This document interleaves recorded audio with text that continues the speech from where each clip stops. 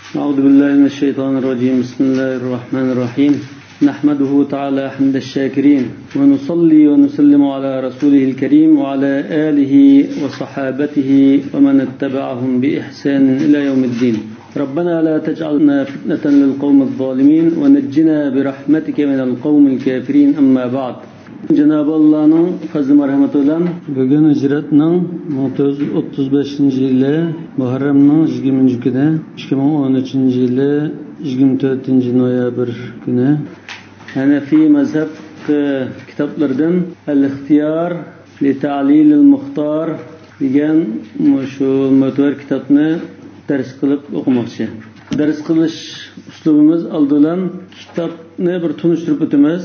Bundan keyin kitobningki sharhi bo'lgan ixtiyorni, ya'ni matn emas, ixtiyorni tutib o'qiymiz.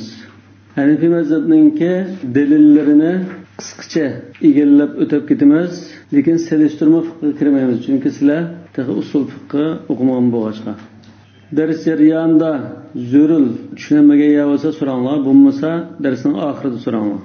Oldidan bu kitobni tunishtirish ilgari biz fiqh nimadan iborat ta'riflab o'tamiz. Fiqh degan lug'at ma'nosi tushunishdan iborat. Fiqh lug'atan al-fahm.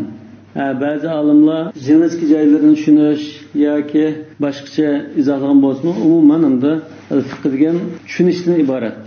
Muaviya ibn Abi Sufyan radhiyallohu anhu rivoyat qilganida "Men yuridillahu bihi khayran yufaqqihu fid-din" deb kelgan. Dinni tushundigan qilg'ini Alloh taolaning shu bandiga xayrlikni iroda qilg'ini. Ana fiqh degan lug'at ma'nosi tushunish, lekin Rasululloh sollallohu alayhi vasallamning zamonidan keyin sahoba tabiinlar davriga kelgan chog'da dinni tushunishga xoslashtirilib, keyin texnik jinishga tar doiraga kasbiy atalg'u sifatida kirgandan keyin shar'iy ahkamlarni, bularni zohiriy ahkamlarni tafsiliy dalillarga tayanib turib tushunishni fiqh deydigan hali shakllangan. Yani fiqhni lug'at ma'nosi al-fahm, istilohiy ma'nosi eng oxirida to'xtalgan ma'nosi al-ilmu bil ahkamish shar'iyya al-amaliyya al-muktasabu min adillatiha at-tafsiliyya. Hozirga to'xtalgan kasbiy istiloh ma'nosi shu. Lekin Imom Abu Hanifa rahmatullohi alayhi fiqhni umum ma'nosida tushundirgan. Fiqh nima desa, ma'rifatun nafsi ma laha va ma alayha. Bu texmi umum yüzlük hemen o'z ichiga oladigan insonning butun ish harakati, ichki dunyosi, o'y, xiyollardan tortib hammani o'z ichiga oladigan to'liq bir ta'rif. Yani nimani qilish kerak, nimani qilmaslik kerak, hammani tushunishni fiqh deb ataymiz ekan Imom Abu Hanifa. Lekin keyingi vaqtda fiqh texmi tar doiraga kirib qolgan chog'larda aqida ilmi masalan, taqvodorlik, zuhd va raqoiq, qalbiy amallarga munosabatlik butun ahkamlar bir tarafga qarab qilib, faqat tashqi zohiriy amallar bilan xos bo'lib qolgan fiqh. Shuna al-ilmu bil ahkam ash-shar'iyya al-amaliyya degani shu amaliy muomalalarda, amaliy harakatlarda bo'ladigan hukmlar demakchi. Demak, fiqh hozir mush zohiriy amallarga qaratilgan holatda o'qiymiz buni. Lekin aqida masalan boshqa ilmlar ayrim bo'lib ketgan. Hamda shu Kitobul Ixtiyor, mush ixtiyor degan kitob Hanifi mazhabiningki mu'tabar kitoblardan biri edi. Bu kitobning muallifi al-Imom Abdullah ibn Mahmud al-Mawsili, Abul Fadl, hijriy 7-asrda yashagan. Mawsili, yani Mawsil Iroqningki shimol tarafidagi Mawsil degan shaharda tug'ilib o'sgan bo'lgan. Bu ixtiyor degan kitob aslida muallifningki Al-Muxtar lil-Fatwa degan ixcham bir kitobningki sharhi. O'zi Al-Muxtar lil-Fatwa degan kitobni yozgandan keyin bir muddatdan keyin tonish bilishlari boshqa ustozlar shunga sharh yozib bergan bo'lsalar deb iltimos qilgachqa o'zining kitobini o'zi sharhlab Al-Ixtiyor li Ta'lil al-Muxtar, ya'ni Muxtar degan ash kitobningki ba'zi dalillarni nima uchun hukm bunda bo'ldi shuni bayon qilib yozgan sharh demakchi. Demak, Muxtar lil-Fatwa degan muallifningki asli matni kitobi bu Hanifi mazhabning bayon qilgan Hanifi mazhabdan chiqmaydigan ixcham matndan iborat. Lekin ixtiyor shu, ixtiyor dalillarni tafsiliyroq bayon qilgan, ba'zi Hanifi mazhab imomlarining o'ttirdiki ko'z qarash o'xshamaslikni uni bayon qilgan. Hatto boshqa mazhabning imomlari, masalan Imom Shafi'iydak imomlarning qarashlarini selishtirib bayon qilgan azroq selishtirma fiqhi bo'lgan kitob. Endi Hanifiy mazhab kitoblaridan matn kitoblar, sharh kitoblar, hashiya kitoblar. Bunun içinde Hanifiy mazhab ulemalari mu'tabar deb qaragan, Hanifiy mazhabga vakillik qilalaydi deb qaragan ishonchlik mu'tamad kitoblar bor. Bunun içinde olimlar, Hanifiy mazhabdagi olimlar 4 kitobni mutun mu'tamad deb qaraydi. Masalan, Imom Abul Husayn al-Quduriyninki 5-asrda yashagan Imom Quduriyning muxtasari. Muxtasar al-Quduri bu bir matn.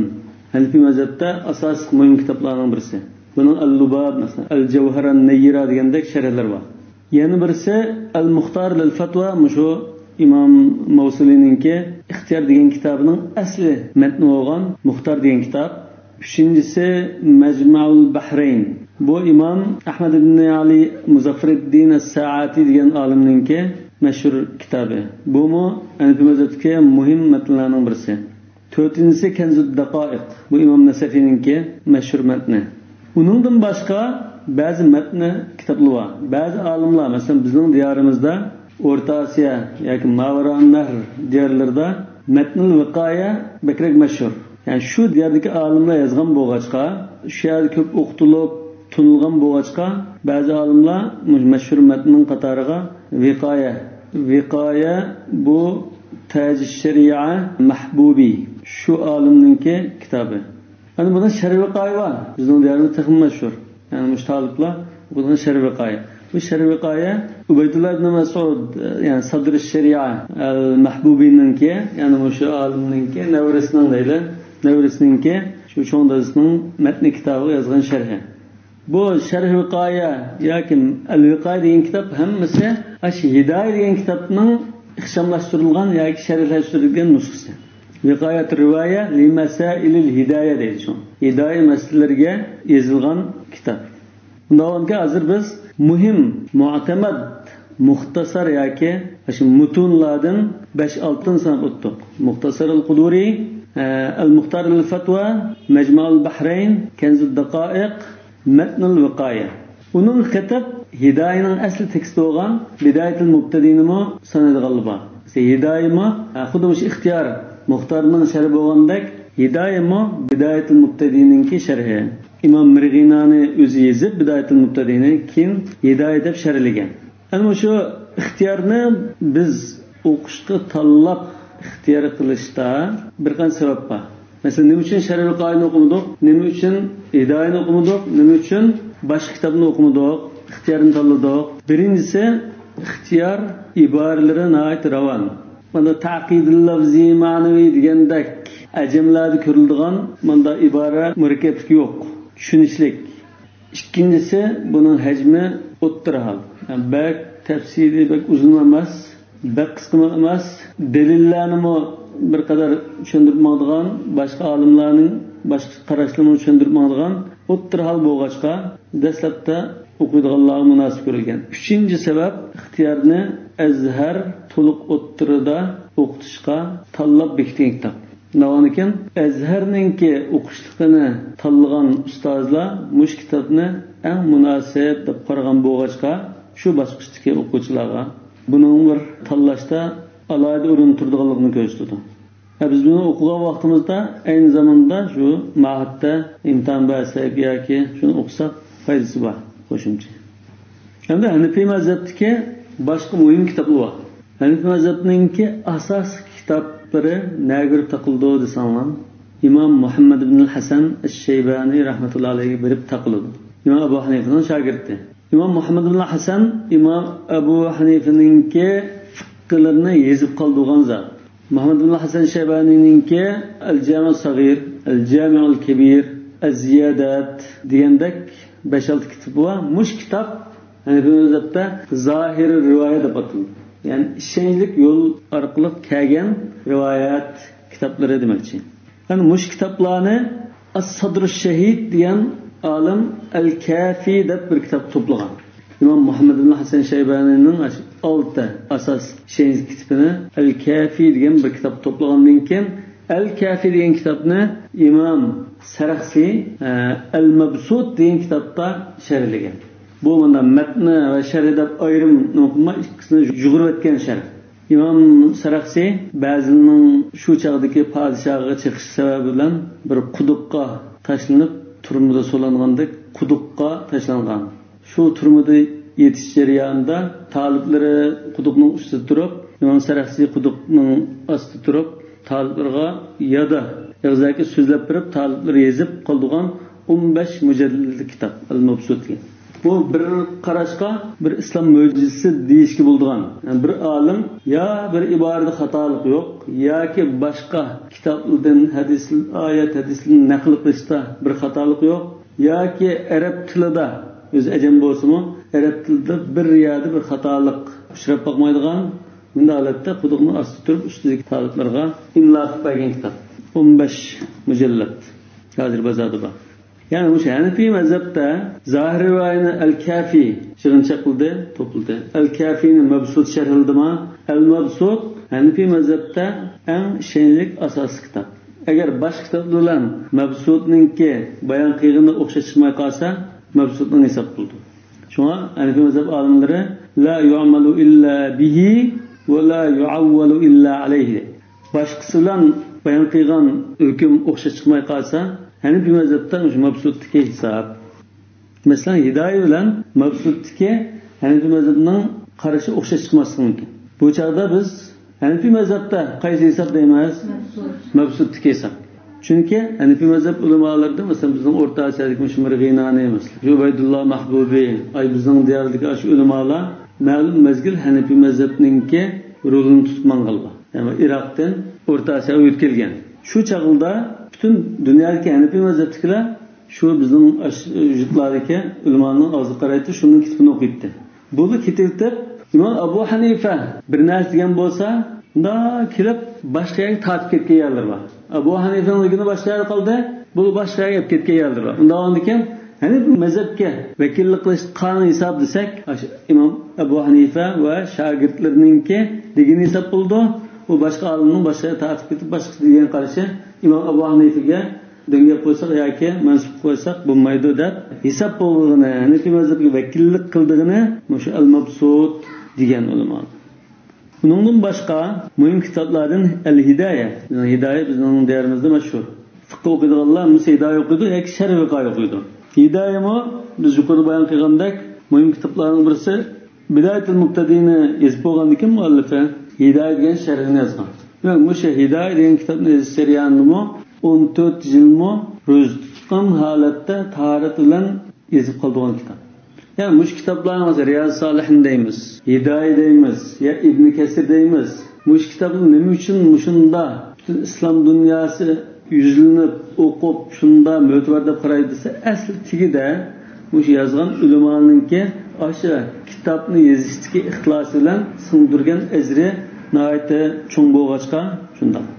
Hidayening sharhlari bor. Masalan, Fathul Qadir, Kamal ibn al-Humamninki Fathul Qadir degan sharhi bor. Yani İmam Bedreddin al-Aynininki Al-Binaya al-Hidaye degan kitobi bor. Uning boshqa nurg'on sharhlari bor. Bu sharhlarning ko'p bo'lganligimi osh kitobning muhimligini ifodalaydi. Yani hamma ulamolar ko'ngil bilan tadqiq qilib, sharhlab, ixchamlashtirib, shuni bilan shug'ullanganligini ko'rsatdi. Hidayening kelgan hadislarni baholab, sahihi ve acizlerini ayırıp yazılan kitaplardan Nasbur Raya degan kitap var. Bu mu mazhabdagi muhim kitaplardan birisi. Nasbur Raya li tahrij ahadithil hidaye. Hidayede kelgan hadislarni baholash uchun yozilgan kitap. Yana İmam Kasani rahmetullahi alayhinki Bada'i'us Sana'i' fi tertibish shara'i' degan kitap. Bu asli Tuhfatul Fuqaha degan İmam Samarqandininki matn kitobi yozgan sharhi. Ustazining kitabını sharhlagan. Bu mu intayin muhim kitaplarning birisi. Bundan boshqa İmam Tahavininki Muhtasarut Tahavi bor. Ondan hadis tadqiqotida Hanefi mazhabining tayangan hadislarni bayon qilib yozgan Sharh-i Ma'anil Athar degan kitobi bor. İmam Tahavining shumi. Ondan İ'la'is Sunan degan kitobi bor. İ'la'is Sunan Hindiston ulamolardan, muhaddislardan birisi yozgan kitob. Hanifi mazhabning tayangan hadis va asarlarini tafsili bayon qilgan muhim kitoblarning birisi. Bunun başqa nurul kitoblar eng oxirida Xatimatul Muhaqqiqin İmam İbn Abidinninki Raddul Muhtar degan kitobi ilgiriki ulamolarning kitoblarini xulosalab, burunqi butun Hanafi fiqhini xulosalab yozgan kitob. Süzmesi hisoblanadi. Haşiyat İbn Abidin yani Raddul Muhtar ala Durrul Muhtar. Durrul Muhtar degan ayrim bir kitob. Bu kitobni izohlab, sharhlab İmam Muhammad İbn Abidin Raddul Muhtar deb hashiya yozgan. Shu hashiyani Haşiyat İbn Abidin deb ataymiz. Shunda mashhur. Demek biz yuqorida tilga olgan ash kitoblar Hanafi mazhabidagi muhim va asosli kitoblardan iborat. Hamda İmam Abu Hanife biz hozir fiqhni o'qimoqchi bo'lgan mush ixtiyor İmam Abu Hanife rahmatullohi alayhining mazhabidagi muhim kitob. Hozir biz İmam Abu Hanife rahmatullohi alayhining fiqhi mazhabini o'qimoqchi. İmam Abu Hanife kim? İmam Abu Hanife An-Nu'man ibn Thabit ibn Zuta.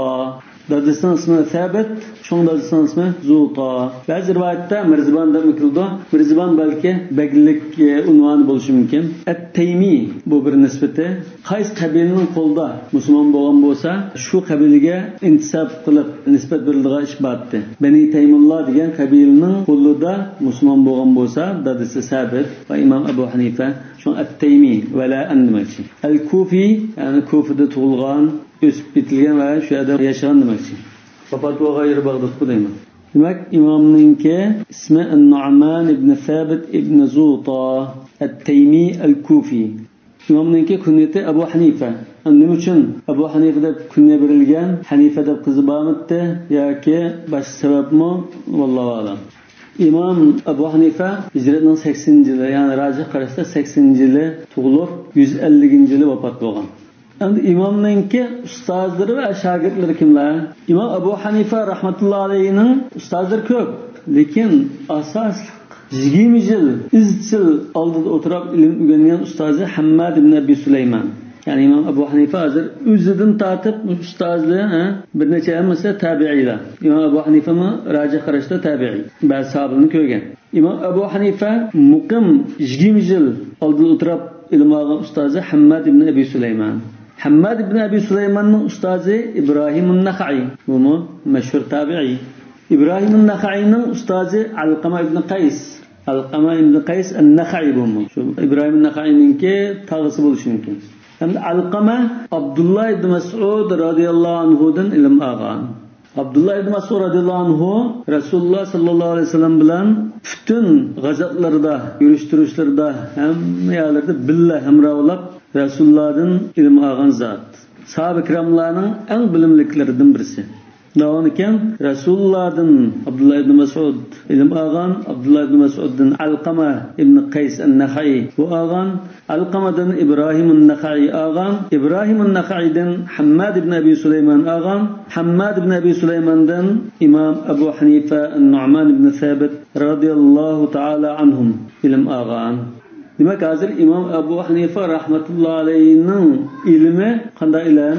Salaf ilmi. Selef tutashgan Rasulullah sallallohu alayhi vasallam va sahabe kiram tabiinlar tutashgan ilm. Yani o'zining ra'yidan mamanda oldi deblam deb qo'ygan ilm emas. Bu Rasulullah sallallohu alayhi vasallamdan sahabe kiram tabiinlardan kelgan ilm. Yani İmam Abu Hanife rahmetullahi alayhi'ninki ilmi Abdullah ibn Mas'ud radhiyallohu anhu'ning ilmiga berib tutishdi. Yani başka mazhabdagi olimlarning ilmi cho desa, başka mazhabdagi olimlarning ilmi İmam Abu Hanife orqali Abdullah ibn Mas'udga tutishdi. Yani bazılarınki Abdullah ibn Umar, Abdullah ibn Abbas, Zeyd ibn Thabit radıyallahu anhumlarga tutuşudu.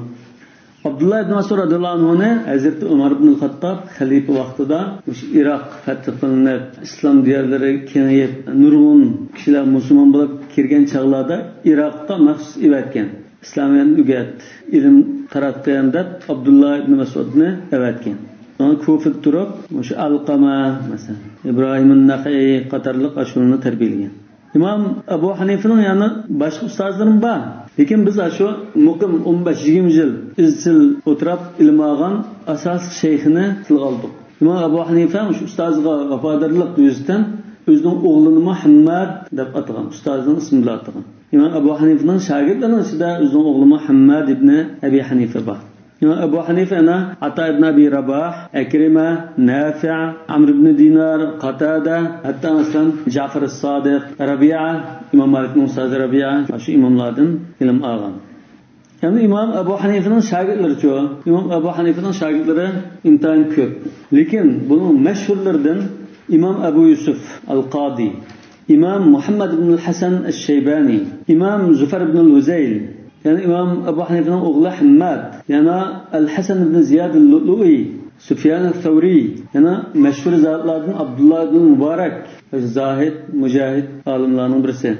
Vaki' ibn al-Jarrah, İmam Şafii'nin ustazı ona. Muşula İmam Ebu Hanife'ninki şagirdlerinin meşhurları. Hatta İmam Ebu Hanife'nin şagirdlerinin Katar'da aslan muşunda meşhur olup ketken Abdullah ibn Mübarek'ten onda zatlar talibinin en ahirki sepetinden urinilip uttagan. Yani oldu septimi bulağa nöbet tegmegen. Endi başka mezhep imamları, mesela İmam Şafii, Muhammed ibn İdris Şafii, bu İmam Ebu Hanife'nin bir taraftan elbette şagirdi hesaplandı. Qanda mesela Vaki' İmam Ebu Hanife'nin şagirdidir. İmam Şafii Vaki'den ders algan. Şekavtu ila Vaki'in su'a hifzi fa arşadani ila terkil maasi diyen şiirni yazıp bilgan ustazı İmam Şafii'nin Vaki' İmam Ebu Hanife'nin şagirdidir. Demek Vaki' arqali İmam Şafii İmam Ebu Hanife'nin şagirdin, yani şagirdinin şagirdi, nevri şagirdi hesaplandı. Yani bir taraftan İmam Muhammed ibn Hasan Şeybani'den ilim algan İmam Şafii. İmam Şafii'nin sözü var. Hamaltu min ilmi Muhammed ibn Hasan himla ba'ir. Yani Muhammed ibn Hasan Şeybani'nin ilminden ben bir tüge atqıdak kitapta ilim aldım diyen sözü var. Bu taraftan mı İmam Şafii İmam Muhammed ibn Hasan'dan ilim alganlık için İmam Ebu Hanife'nin nevri şagirdi hesaplandı. İmam Şafii, İmam Ebu Hanife vefat bolgan yılı tug'ilgan. 150-yili Hijriyaning tug'ilgan. Hatta mezhep mutassiflari İmam Şafii dunyoga kelishdimi, İmam Ebu Hanife hayat bolgan chog'i dunyoga kelinmay vefat bolgandan keyin undan dunyoga kelgan deb qildilar. Bu tasvif qilinadigan so'zlar. Aslında bo'lg'achqa İmam Şafii rahmatullohi alayhi İmam Ebu Hanife'nin şu ortiqchiligini, fazlini e'tirof qilib, "An-nasu fil fiqhi iyalun ala Abi Hanife." Fiqhda boshqa hamma olimlar, an-nasga mushalik kishilarga bo'lmaydi. Butun olimlar fiqhda İmam Ebu Hanife'ga shogird hisoblanadi yoki shuning ilmidan foydalangan taliblar hisoblanadi. Endi İmam Ahmad mı İmam Şafii'nin şagirdi hesabını bir taraftan. İmam Şafii'den mi ilim algan, İmam Şafii mi İmam Ahmad'dan ilim algan. Bu birisinin şagirdi, ustazımında bo'lgan. Bunda olgandan İmam Ahmad ibn Hanbal İmam Ebu Hanife'nin şagirdi hesablanadi. Yani peynevri şagirdi deymiz. İmam Şafii nevri şagirdi olsa bu peynevri şagirdi deyişki buludu bir taraftan.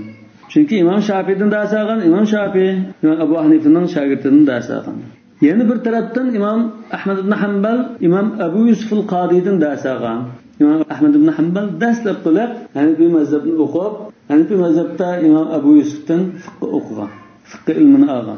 Keyin o'z oldiga mujtahid bo'lib, katta imom bo'lib ketgan bo'lsin, lekin ilm algan yeri bor. Undan keyin İmam Ahmed'in bir taraftan İmam Ebu Hanife'ninki şagirdi deyishki bo'ldi. Endi kitobninki muqaddimasini aytaman. Kitobning siziqning ustidagisi Al-Muxtar lil-Fatvaning teksti.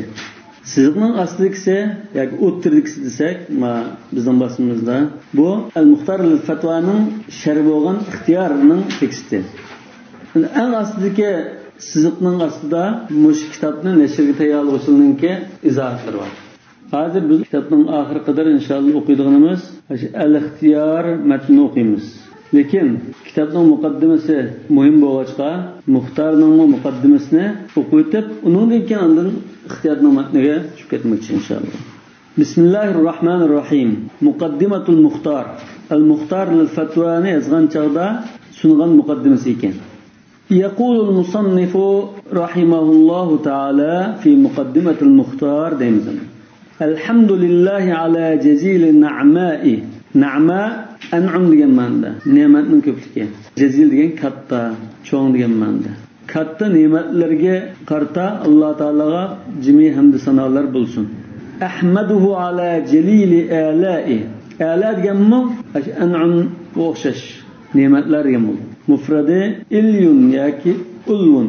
Tabi'ayyi ala'i rabbikuma tukazziban. Celil degan jazilga o'xshash. Ya'ni katta, cho'ng degan ma'noda. Alloh taolaning katta ne'matlariga hamd aytaman. Va ashkuruhu ala jamili bala'i. Chiroyli sinoqlarga rahmat aytaman dedi. Hozir sinoqni go'zal, chiroyli deb sifatladi. Bu yerda balanda sinoq. Bu sinoq yaxshi sinoq bo'lishi mumkin, yomon sinoq bo'lishi mumkin. Yoki shu kishininki shu sinoqqa qarta qanday ko'z qarashli bo'lganligini qarab, shuning nazarida jamil yoki qabih bo'lishi mumkin. Qur'on Karimda sinoq ma'nosi kelgan. Va idh batala Ibrohim robbuhu bi kalimatin fa atammahun. Yana va lanabluwannakum hatta na'lamal mujahidin minkum was-sabirin. Yani sınayımız demek. Demek mush bala, sınaq. Bizden Uyg'urcha bala desak, yomon ma'noda, salbiy ma'noda kelishi mumkin. Bu bir sınaq. Sınaq degan har turli ishlar bilan bo'ldi. Kasal bilan bo'lishi mumkin, ya bir a'zoning kamligi bilan bo'lishi mumkin, yoki nomralik bilan bo'lishi mumkin, yoki boylik bilan bo'lishi mumkin, yoki go'zallik bilan, sog'lomlik bilan bo'lishi mumkin. Lekin bu yerda endi güzel sınaqı deyishdan, shu sınaqqa uchragan kishi shu sınaqqa qanday qarab, uningdan nimani kutadiganligiga munosabat. Amunda bir Alloh taolo sınaq beribdi, men sabr qilay, Alloh taolo menga jannatni mukofot beradi deb qolsa, bu jamilul bala bo'ldi. Uningga chidamay, qaqshab, shikoyat qilib tursa, chidamonlik jihatdan buningga aqibati yaxshi bo'lmay, yomon sınaq bo'lishi mumkin. وأشهد أن لا إله إلا هو شهادة أعدها ليوم لقائه. من الله تعالى ولن أشرشقا تيار لاوتقان لا إله إلا الله ديgan şahadetini keltirip, bu şahadetini Allah Teala bilan uchrashadigan kunga tayyorlayman. Shu kunda mushu shahadetim asqatidi demoqchi. Va ashhadu anna Muhammadan abduhu va rasuluhu. Va yana guvohlik beramanki, Muhammad Allah'ın bendisi ve elçisi. Seyyidu rusulihi, peygamberlerinin hocası. Ve khatemu enbiyai, peygamberlerinin tükencisi. Sallallahu aleyhi ve ala alihi ve ashabihi ve asfiyaihi. Allah Teala o zatqa ve aile tavabatıga ve ashab-ı kiramlarga ve tallab yenidi emra tutkan isil zatlarga durust salamlar yollagay. وأحمده على أن جعلني ممن سلك سنن سنته واقتفاه. Meni Allah Teala Resulullah sallallahu aleyhi ve sellem'nin sünnetinin yolunu tutup mangallardan kıygallık için vaktafa degan sünnetin izden mangallardan kıygallık için ben Allah Teala'ga yani hamd aytaman. Sünnet degan yol. Yani Resulullah sallallahu aleyhi ve sellem'nin yolunu demekçi. Yürüyüş duruşida, bütün işlerde tutkan yolunu sünnettir. Senen degan yoki sunan. Her ikisi joiz. Sananni salom bo'ldi, sunanni salom bo'ldi. Bu ma yo'llari, uslubi, ya qonuniyati deganday ma'noda. Va varada, ya'ni va varada degan salaka degan so'zga atf qildi. Va varada shari'ata shar'ihi farawahu. Shara degan shariat, ya'ni din, qonun, shariat degan ma'noda. Yani şeriat degan, şer'a degan shariat, yo'l, qonun degan ma'noda, yoki din degan ma'noda desak, shariat degan so'zni ishlatishda azroq ustunlik bor. Shariat degan aslida inson yoki malvarallar suv ichkil kelsa, daryoning qirg'iga unda bir tushib, hamma yerdan tushib olmaydi. Bunda bir pastga tushib, turib suv ichadigan joyni shariat deymiz aslida. Shunga suv ichishga munosabatlik taraf shu. Yani meni Rasulullah sallallahu aleyhi ve sellem'ge ata qilgan ashu katta shariatninki buluqiga yoki daryosiga suv ichkilik kelganlardan qilgan faravvah degan va uni ustunligini qondirib sug'aganlardan qilganlik uchun men hamd aytaman. Yani Rasulullah'ning shariatidan qangacha bilim olgan zotlardan ulumlardan qilganlik uchun hamd aytaman demoqchi. Ja'alani varada degan suv ichishga kirishgan. Suv ichgili keldi. Valamma varada ma'a madyan. Va in minkum illa variduha. Cho'qim shuning bo'yiga keldi. Yani suv bo'yiga suv ichgili kirishni varada deymiz.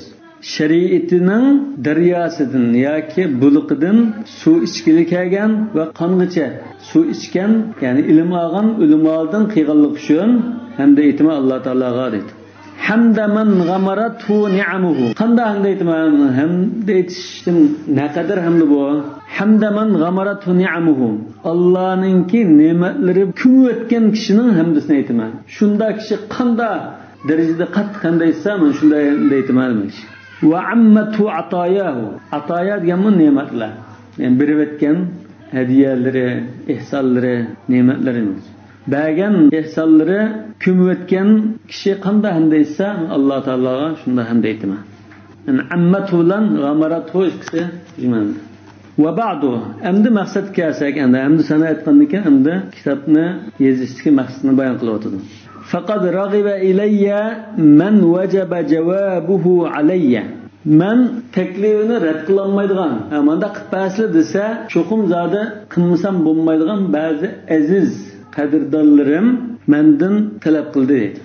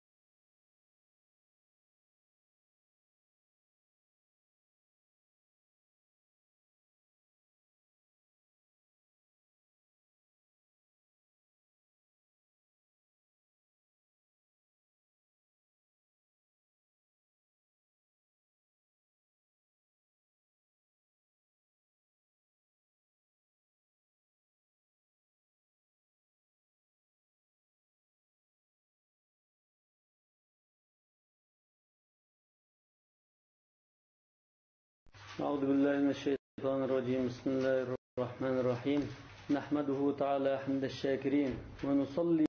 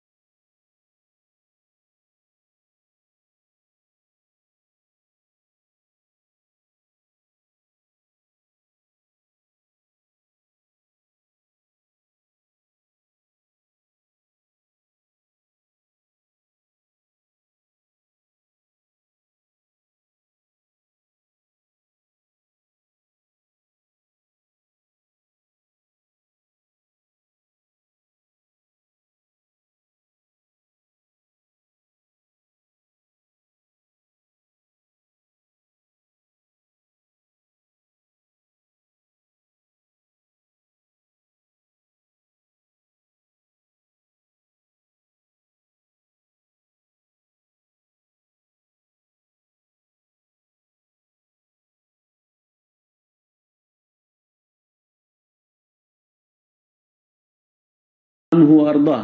İmam Azam, yani İmam Azam deganimiz mishada boshqa mujtahid imomlarga nisbatan katta, cho'ngroq imom degan ma'noda. İmam Shafi'i, İmam Ahmad ibn Hanbalning ustozlari dedi-ku, shular ustoz bo'lgan. İmam Malik bilanmi saboqdosh hisobida İmam Rabi'adan ikkilaydan dars olgan saboqdosh hisoblanadi. Undan keyin bu shu boshqa mujtahid imomlarga nisbatan İmamul Azam deymiz. İmam Azam Abu Hanifa Nu'man radıyallahu ta'ala anhu'ninki mezhebiga asasen fiqhda qisqacha ixcham bir kitob yoki risola hozirlab berishimni iltimos qildim. Kimlar? Men rad qilolmaydigan, cho'qim lavay deydigan mushunda azizlarim deydi. Muqtasiran fihi ala madhabi. Faqat shu Imom Abu Hanifaning fiqhiy qarashlarini, shuning mazhabini bilan yaqalab yezib berishimni talab qildi deydi. Demek bu yerda boshqa mazhablar bilan selishtirmagan gap yo'q. Hanifi mazhabdilar yozmoqchi. Mu'attamidan fihi ala fatwa. Aşı yazmoqchi bo'lgan kitobda Imom Abu Hanifaning fatvasi bilan tayinib yozishimni talab qildi. Fajama'tu lahu hadha al-mukhtasara kama talabahu wa tawakhahu. Shuning bilan ularning taklifini qabul qilib, shu aziz kishilarga yoki shu bir kishiga yoki bir qancha kishilarga mushu ixcham muxtasar kitobni talab qilgan bo'yicha, shular ko'zlagan bo'yicha to'plab berdim, ya'ni yozib berdim demoqchi. Tavakhahu degan ko'zladi degan ma'noda. Wa sammaytuhu al-muxtara lil-fatwa. Fatvaga tanlangan qarashlar degan ma'noda al-muxtar lil-fatwa deb atadim mush risolani yoki kitobni. Li'annahu nimuchun al-muxtar deb atadim, ya'ni tanlangan deb atashdan nima sabab bo'lsa, li'annahu ixtarahu aktharul fuqaha'i wartadahu. Chunki mushu kitobdagi qarashlarni Hanifi mazhabdagi yoki dunyodagi ko'pincha fuqarolar Hanifi mazhab tarqalish jihatdan keng tarqalgan desakmi, bu jihatdan to'g'ri chiqadi. Hanifi mazhabdagi olimlar yoki dunyodagi yoki shu jutlardagi ulamoning ko'pchiligi mushu Imom Abu Hanifa Nu'man radhiyallohu anhu'ningki qarashini tanlab, shuni tutib mangan bo'lg'achqa shunda atadam wartadahu, shuni razulab qabul qilib mangan bo'lg'achqa deydi. Walamma hafizahu jama'atun min al-fuqaha'i washtahar. Hamda Muxtar lil-Fatwa degan kitobni mayiz bergan kishi undan boshqalar elib qo'ldan qo'lga o'tib taqilib, ba'zilar yodlabdi shuni va tunib ketdi. Ba'zi fuqarolar yodlab, o'qitib, mashhurlab ketgandan keyin va sha'a zikruhu baynahum wa intashar. Ularning o'tirda buning nomi tarqab mashhurlab ketgandan keyin sha'a bilan intashar qismida tarqab ketdi, yeyilib ketdi degan. Talaba minni ba'du awlad bani akhi. Mening bir navra ba'zi tuqqanlarim mendan talab qildi. Awlad bani akhi an-nujaba. Nujaba degan tegi isil, zirak, himmatli degan ma'noda. Bular talab qildi an armuzahu rumuzan yu'rafu biha madahibu baqiyatil fuqaha. Mush kitobga ba'zi bir belgilarni qo'yib berishimni talab qildi. Mush belgilarni qo'ysam, Imom Abu Hanifadan boshqa, masalan, shogirdlar bo'lsin yoki Imom Shafiy bo'lsin, boshqa mujtahid imomlarning qarashini shuna qarablam qiloldigan bir belgilarni qilib berishimni talab qildi. Ramz degan belgi yoki simbol deymiz. Litakthura faidatu. Foydasi taxmo ko'p bo'lish uchun va ta'umma aidatu. Aida degan qo'limizga qaytadigan foyda. Yani foyda degan ma'noda. Bundan keladigan foyda umumiylik bo'lish, hammadan taxmo keng foydalanish uchun fa'ajabtuhu ila talabi. Ular uning talabini ijoba keltirdim va badartu ila tahsil bughyatihi. Uning istikini qo'l keltirish uchun oldirdim. Badartu degan oldirab tutish qildim deyman. Bughya degan murod qilgan narsa istiki. Ba'da an ista'antu billahi, Alloh taoladan yordam tilgandan keyin va tavakkaltu alayhi, uningga tavakkul qilgandan keyin vastakhartuhu, Alloh taoladan talab berishini tilab istixora qilgandan keyin va fawwadtu amri ilayhi, butun ishlarimni Allohga topshirgandan keyin tavakkul qilib yezishga oldirab tutish qildim deydi. وجعلت لكل اسم من أسماء الفقهاء حرفا يدل عليه من حروف الهجاء. مش إلباتا فاديا مش حروف الهجاء نن حرفلردن برادن طلاب her bir faqihning ismiga belgi qilib qo'ydim. وهي bulatundikcha li Abi Yusuf sin deb qo'ygan. Ismi Yusuf sin bo'lg'achqa sin belgisini qo'ydim. Va li Muhammad, ya'ni Muhammad ibn Hasan Shaybaniga mim. Walahuma, bu ikkilan bir qarashda qolgan bo'lsa, ikkilanning ismini tarjimalan sin deb yozib qo'ygan. Sin, mim ikkisini birlashtirib sin deb qo'yganmiz. Ya'ni Abu Yusuf bilan Muhammad ikkisi shunda qaraydi demoqchi. Veli Züfer ibn al-Huzayl bununla zay degan belgini qo'ydim deydi. Veli Şafi'i fa. İmam Şafii'ga ismida farq bo'lg'achqa fa deb qo'ydim. Ya'ni shu harf bilan qisqartib belgi qo'yishni musulmonlar ijod qilgan. Mesela hazır şi'u-ari, şi'u-ari yoki BDT mesela. Endi qisqartimiz bor. Mush qisqartishni musulmonlar ijod qilgan. Mana shu chaqda Imom Mavsili mushuna belgini qo'yib qo'ygan. Uningda ilgirimi qo'yib qo'ygan. Mesela Imom Buxoriymi Sahih Buxoriyda qo'yib qo'ygan. Mana shu belgini. Mesela Sahih Buxoriyda harfini qo'ydi. Bu sanadninki bir yo'ldan yana bir yo'l o'zgarganligini bildirdi. Uningda boshqasi ilah deb qo'ydi. Ila axirihi deymiz. Alif ha deb iz qo'ysa intaha degan ma'noda. Bu bir alayda ijodiyatim. Vallahi subhanahu va taala as'al. Ana shu kitobni mushunda yozishga tutish qildim. Alloh taoladan shuni tilaymanki, an yuvaffiqani li itmami. Mushuni tamomlashga meni muvaffaq qilishini tilayman. Va yaxtimali bis sa'adati 'inda ihtitamihi. Mush kitobni oxirlashtirib tugagan chaqda menga saodat bilan oxirlashtirishni nasib qilishini tilayman. İnnehu veliyyu zalik. Allah Teala aşında qilsa, qilish o'zining ilkida bo'lgan, aşında qilishning igisi bo'lgan zot. Vel qadir alay, shuni qila oladigan zot. Va huwa hasbi, mana shu Alloh Teala yeterlik. Alloh Teala mana saodat bilan tamomlab bersa, shuni mana shu kifoya. Va ni'mal vakil va Alloh Teala boshqar ishlarda eng yaxshi vakildir dedi. Bu hozir Al-Muxtar lil-Fatwa degan ash muxtasar kitobini yozishning muqaddimasi. Biz aslida ixtiyorni o'qiymiz, lekin buningga ba'zi chetishlik tarafi bo'lg'achqa Muxtarning muqaddimasini o'qiyaptik. Lekin endi hozir Al-Ixtiyor degan kitobning muqaddimasini o'qib chiqaylik. Bismillahirrahmanirrahim. Muqaddimatul Ixtiyorda muallif deydi: Alhamdulillahillazi shar'a lana dinan qawima. Bizga na'at ravus dinni yo'l qo'yib belgilab bergan Alloh taolaga jami hamd sanolar bo'lsin. Va hadana ilayhi siratan mustaqima. Bizni aşı dinga to'g'ri yo'l orqali hidoyatga boshlagan Allohga hamd sano bo'lsin. Va ja'alana min ahlihi ta'alluman va ta'lima. Va bizni shu dinning ahlidan qilganligi uchun hamd sanolar bo'lsin. Qanday ahli qildi desa, ham ugunadigan, ham boshqalarga uyutadigan bunda ahli qildi deydi. Hamdaman ammathu rahmatuhu va ifdaluhu. Men qanda darajada, qanda shaklda ham deytman, rahmati va in'omlari, ifdol degan so'z, fazli marhamati, in'omlari qoplab ketgan bir kishi qanda ham deysa, men shunda darajada qat ham deytman. Va ghamaratu a'tiyatuhu va nawaluhu. Uning bergan in'omlari va naval degan shu xayri ihsonlari. Buni a'tiya ma'nosida. Naval degan masdar bo'lsa erishish degan. Lekin ism bo'lsa shu ato yoki xayri ihson degan ma'noda. وأشهد أن لا إله إلا الله وحده لا شريك له شهادة أستزيد بها وفور نعمه.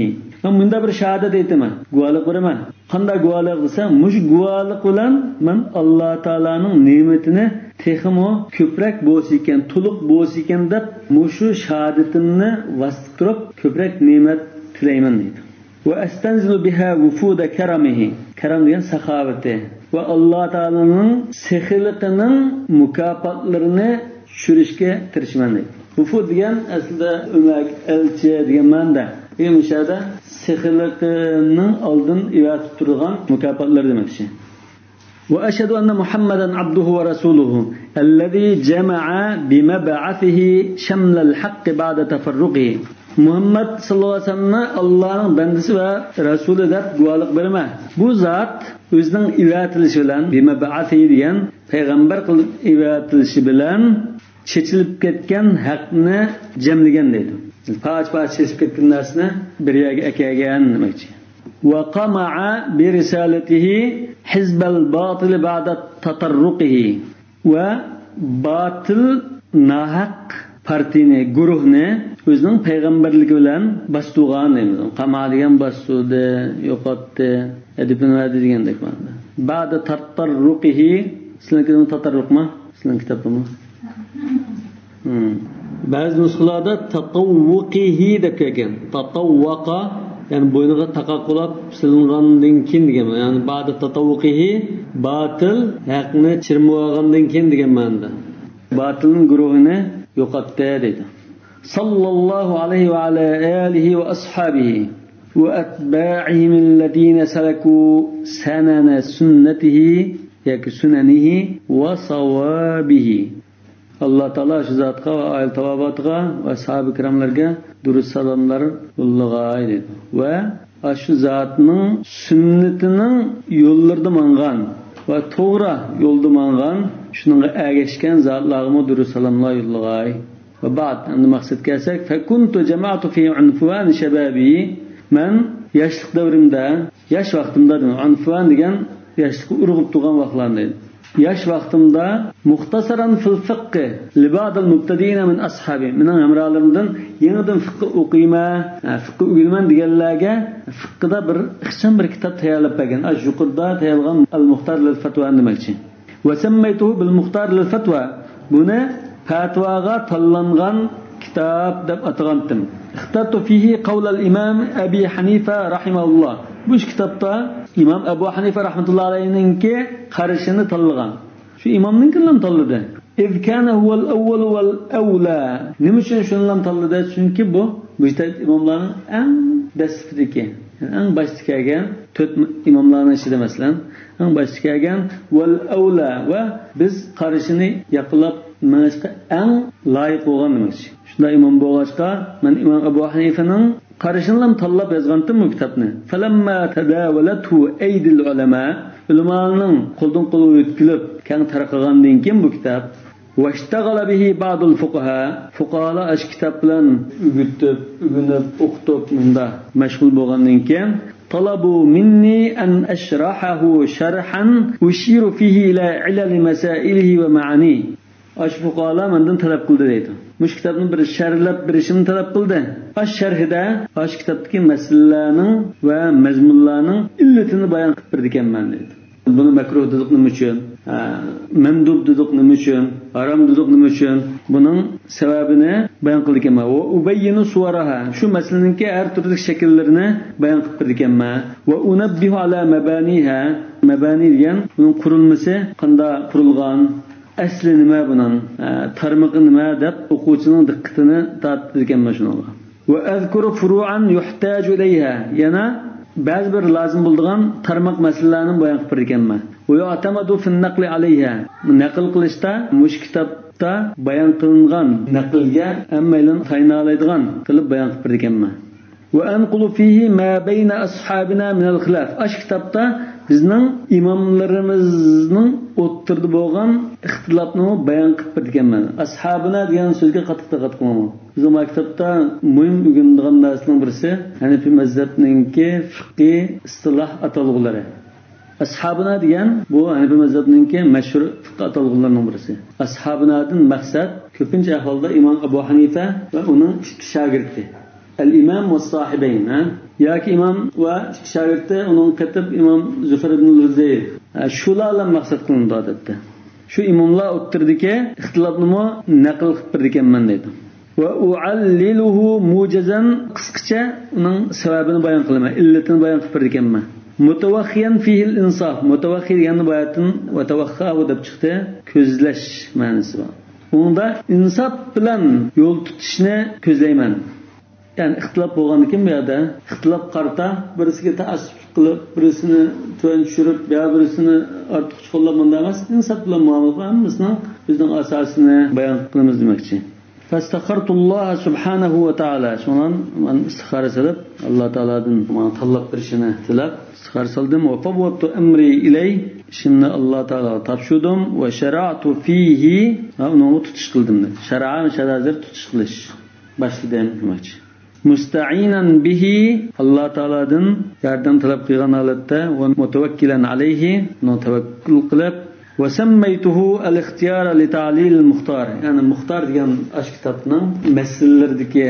hukmlaridagi illatni sababni bayon qilib yozgan sharh ixtiyor demoqchi bu yerda diqqat qilgan bir o'rin bor fuqaroninki islom ulamolarining har qanday kitobidan va kitobning ismidan biz ash kitobning qaysi kitobning sharhi qaysi kitobning qisqartirilmasi ekanligini bila olamiz al-muxtar muxtar degan hozir 5 harf ama al-ixtiyor unda ortiq ixtiyor deb muxtar degandan keyin bu ixtiyor muxtarning sharhi ekan Şu kitabın ismi qarab lan.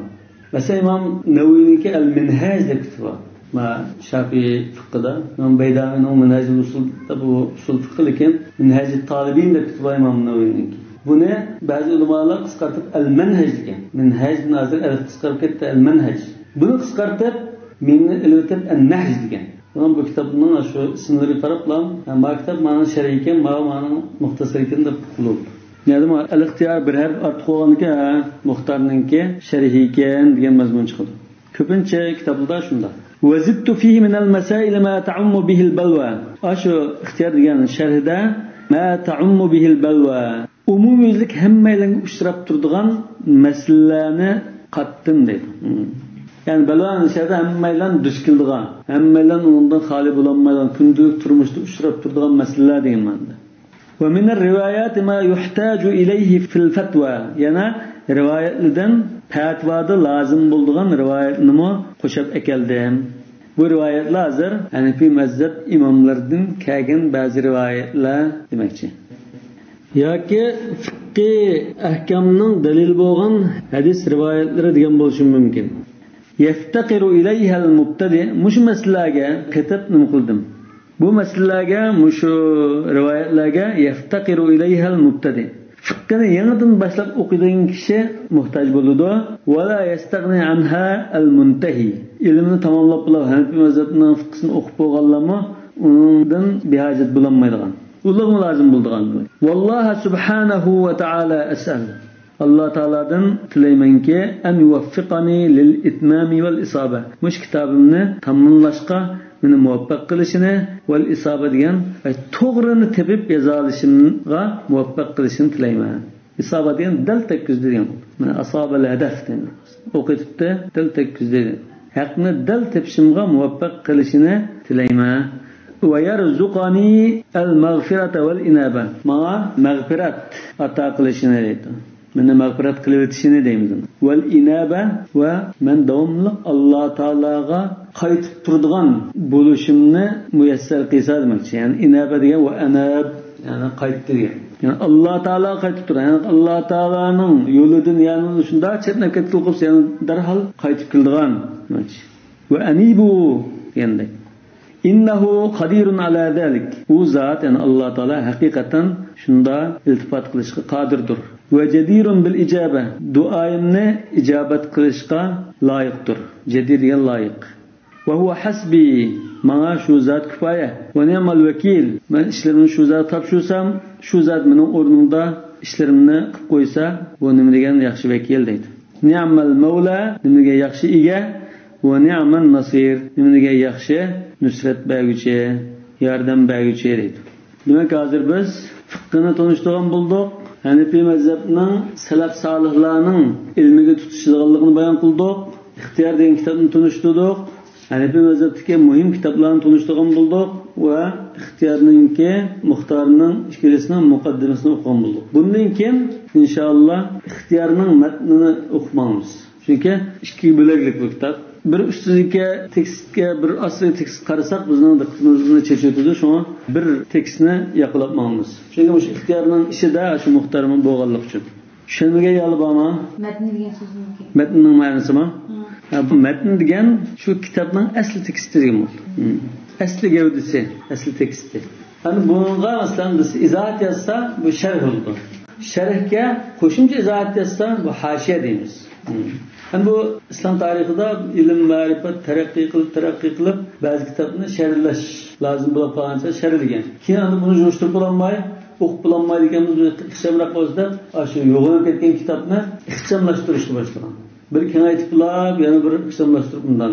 Va kitobning asli matni va uning sharhi va uning hashiyasi va hashiya degan ko'pincha ma'noda ko'p kitobda atrofiga yozilgan bo'lg'achqa hashiya deb atagan. Hozir uni batning aslida sizning aslida. Mutunlar degan ma'nosi nima?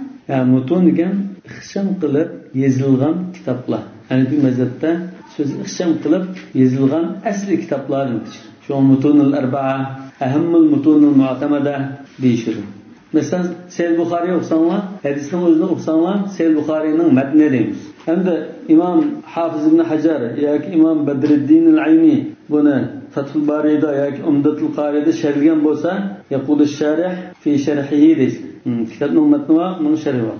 Bunda olsa, sizning qildirishingiz kitobning oxiri qadar kitobdagi tushunmagan so'zlarni uyg'urcha yaxshi tushunmaslar. Ondan Hanafiy fiqhidagi atalg'ularni, istilohiy atalg'ulni to'liq tushunmaslar. Biz ashabina deymiz, al-kitob deymiz, as-sohiban deymiz, zahiri rivoya masalan. Shuni atalg'ul yamanjib, buni to'g'ri tushunmasak kitobning mazmunini tushunmaymiz. Bundan boshqa Hanafiy mazhabidagi fiqhiy masalani yaxshi tasavvur qilib, bu ma'noda iborat ekan, buning dalili nima ekan deb qisqacha dalili nima tushunibmiz, ya'ni masalani dalili bilan birga tushunibmiz. Daftarga yozgan vaqtida lug'atlarni bir yozib, bundan fiqhiy atalg'ulni bir yozib, ondan fiqhiy masalani dalili bilan birga yozib, kitobni ixtisoslashtirib daftarga yozibmizlar. Shu odatga topshiriq qildim. Dersimiz şerh bo'lsin. Subhanakallahumma va bihamdik, ashhadu an la ilaha illa anta astaghfiruka va atubu ilayk. Baktık kafalar.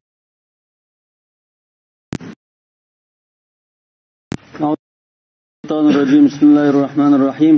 Elhamdülillah ve salatu ve selamu ala seyyidina Resulillah ve ala alihi ve sahabatihi ve men ittaba hudah. ربنا لا تجعلنا فتنة للقوم الظالمين ونجنا برحمتك من القوم الكافرين أما بعد. فقال المصنف رحمه الله تعالى كتاب الطهارة. Biz o'tganki darsda fiqhni qisqacha tunishtirib o'tdik. İmam Abu Hanifa rahmatullohi alayhi qisqacha tunishtirdik. Hanafiy mazhab kitoblardan mu'tamad bo'lganlarni va mashhurlarni tunishtirib o'tdik. Muxtar bilan ixtiyorning muqaddimasini o'qidik. Bundan keyin ixtiyorning matnidan ma'lummiz.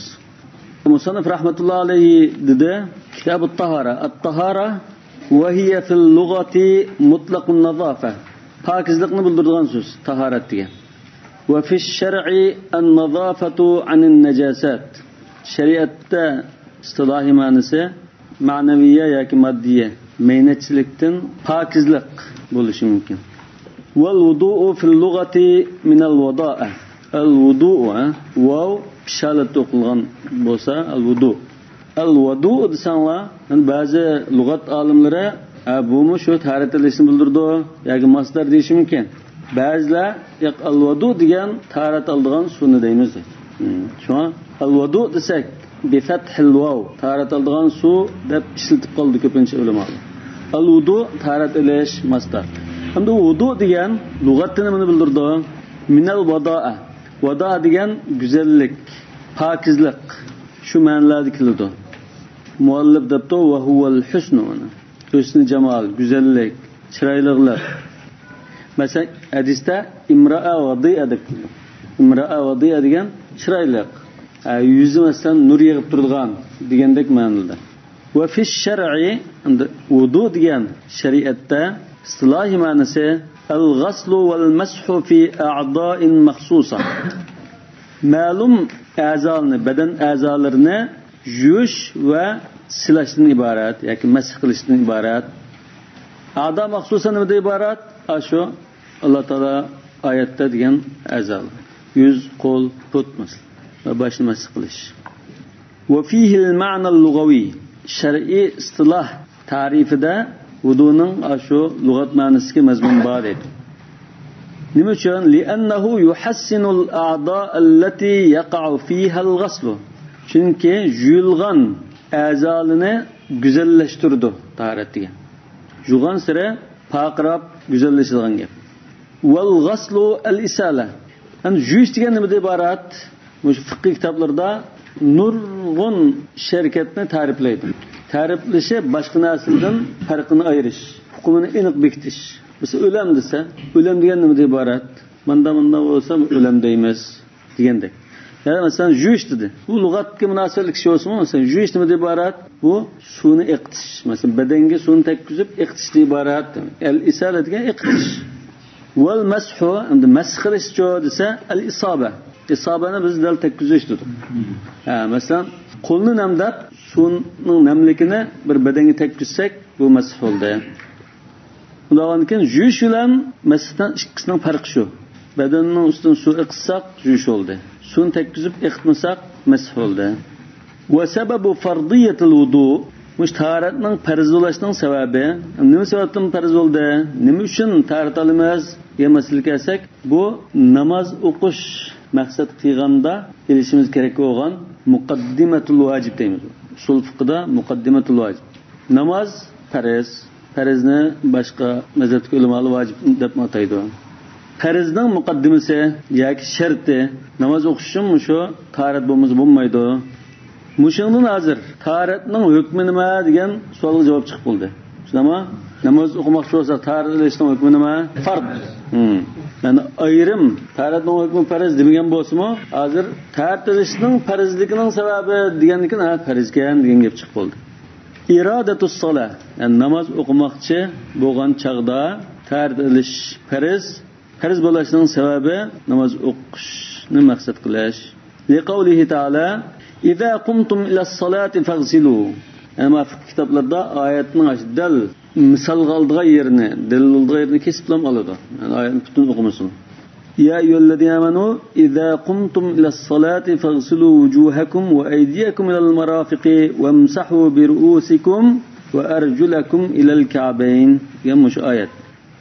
قال ابن عباس رضي الله عنهما نمشن رضي الله عنهما deymiz.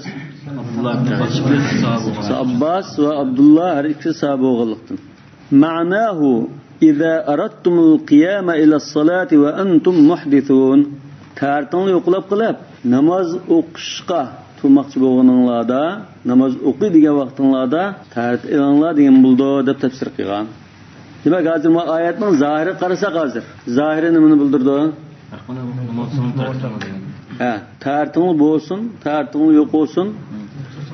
Namoz o'qi desanglar, tartilishing lozim degan buyruq mı?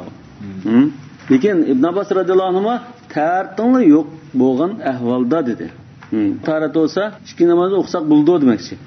Bu hamda Rasululloh sollallohu alayhi vasallamningki sharakatlari bilan isbotlangan sahoba kiramlar tushungan mazmun. Masalan, Makka fathi bo'lgan chaqda, Xandak g'azotida Rasululloh sollallohu alayhi vasallam bir taharat bilan bir qancha namozni o'qigan. Hazrat Umar sizlar hech qachon qilib boqmaydigan ishni birini qillar degan ekan, bu shunda joiz bo'lganligini ko'rsatib qo'yish uchun o'qiganligini bildirgan. Ana shada iza qumtum ilas-salah, namozga turib bo'lgan chaqda degan bo'lmaydi. Bir majoz bor. Namozga turib bo'lib, ondan namozni boshlab qo'yib, ondan tartib qiling degan bo'lmaydi. Yani namozni boshlash ilgari namoz o'qish maqsad qilgan chaqda degan bo'ldi. Undan bu yerda majoz bor. Namozni irod qilmoqda yo'qsa bizga tushunmaydigan bir odamga tushuntirib qolsa nima ish bundan sabab taratilish farz bo'lib qoldi desa, shu namozni irod qilmoqda deblar. Buni musulmon bo'lsa, namoz o'qimoqchi bo'lgan chaqda shunda taratilish bor. Oyatda shunda buyurganda emas. Buni kabr bo'lib qolsa bu shu Allohning buyrug'i. Biz shunda Allohning buyrug'iga lavay deb bizga keltirgan bandalar deymiz işte. Bu o'zi qabul qilmasa o'zining ishi. Lekin biz musulmonlar radina billahi robba bil islom diniga bo'lgandikan Allohning amri shu ibodat degan shunda nima uchun deyilmaydigan narsa shu. Nima uchun bo'lmaydi odat ibodat? Qil deydi, qilganga. Yani bu oyatni ba'zi olimlar burungi chaqlarda tartibi olsin, yo'q bo'lsa har namozga zodi tartibi odammi tartilishi kerak deb buyurilganda, keyingi vaqtlarda tartib yo'qlar, yana tartildigan tartibalar shu o'zining tartib o'qiyasi bo'ldigan da yengiltilgan deb qaraydi. Yani mansux bo'lib ketgan ilgirki hukm emas.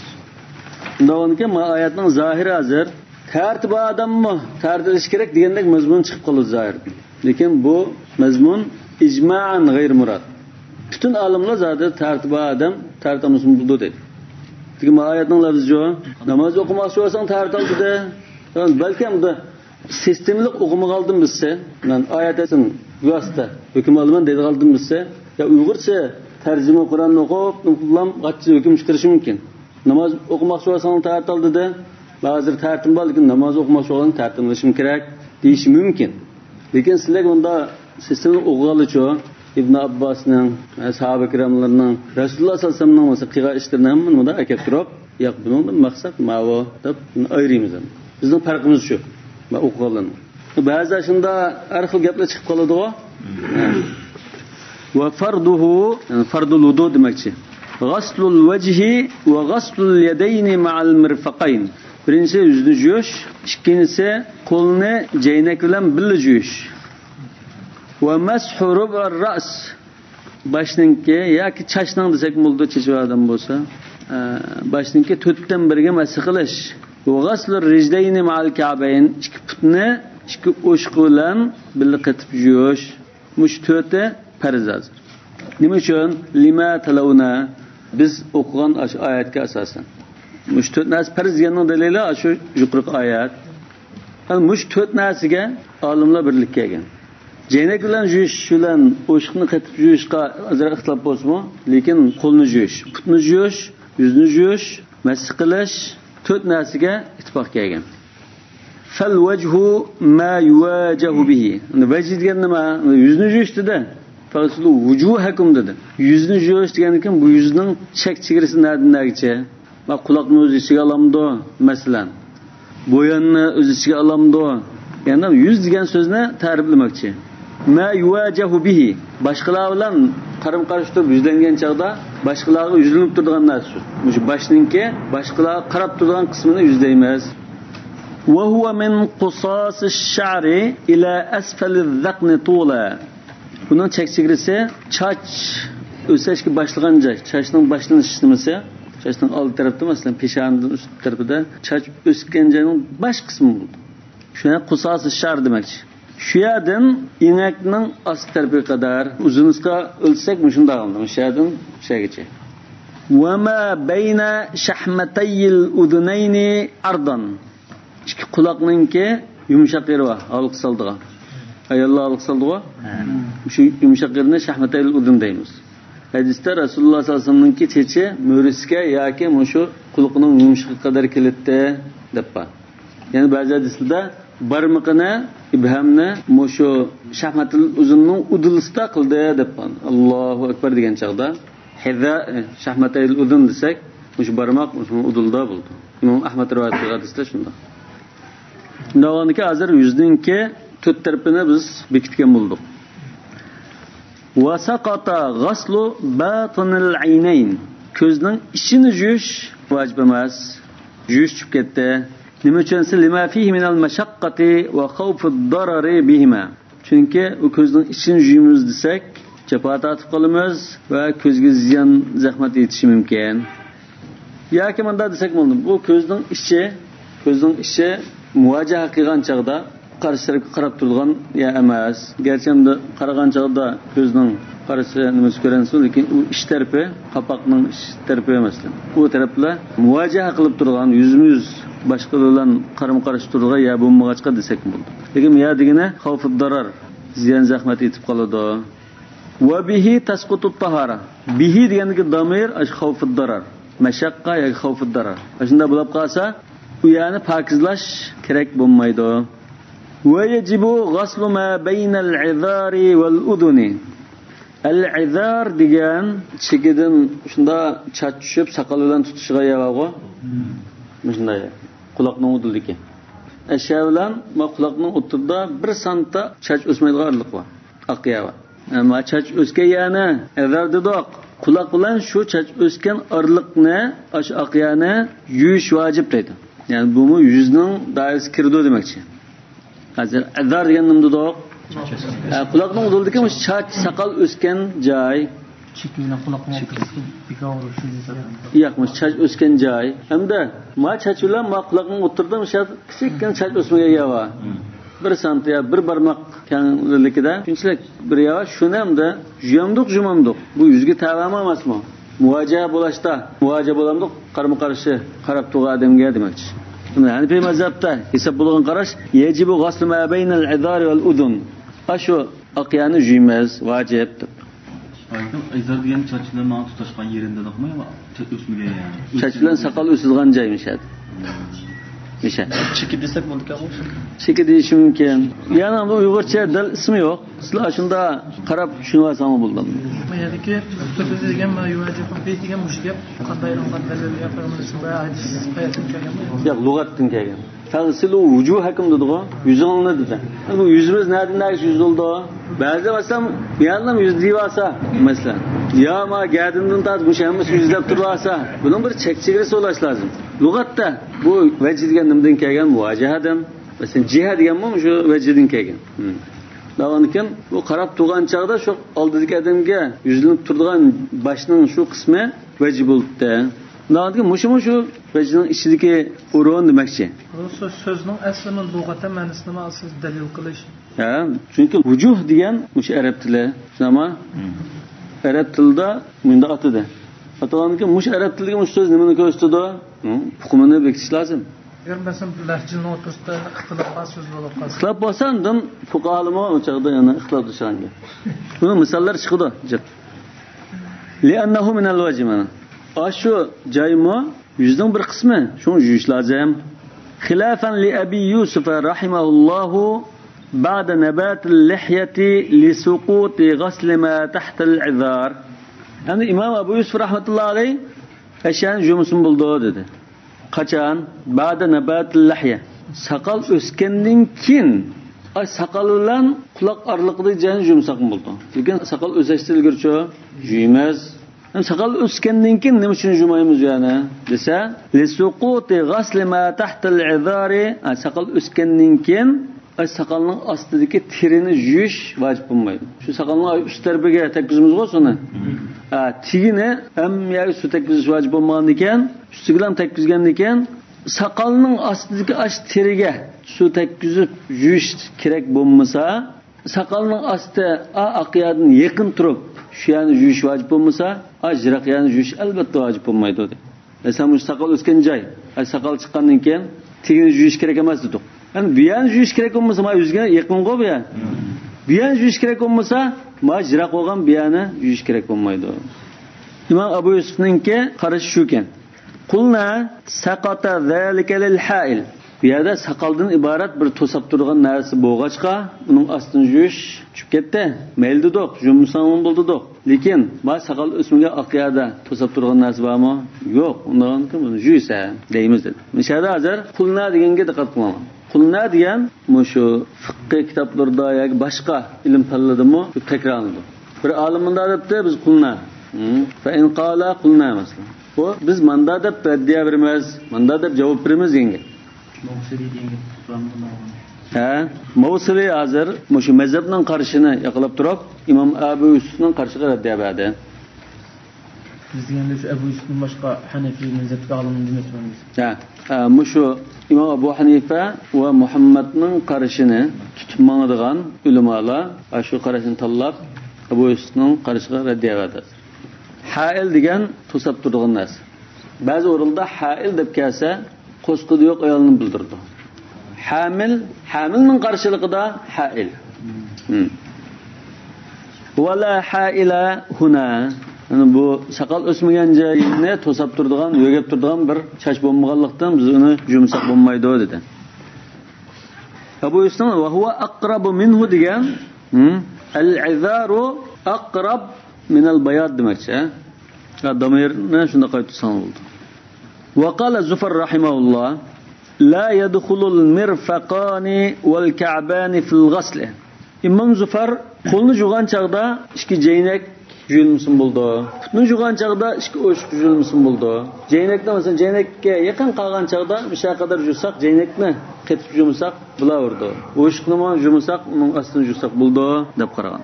Shunga matnul muxtarda z harfini belgilab qo'ygani Imom Zufar ma qarashga ketilmaydi, boshqa qarashi va deb qo'ygan ishorat. Nima uchun? Li anna ila lil g'oya. Chunki ila degan musharraf bir g'oyani bildirdi. Falaniyagicha degandek.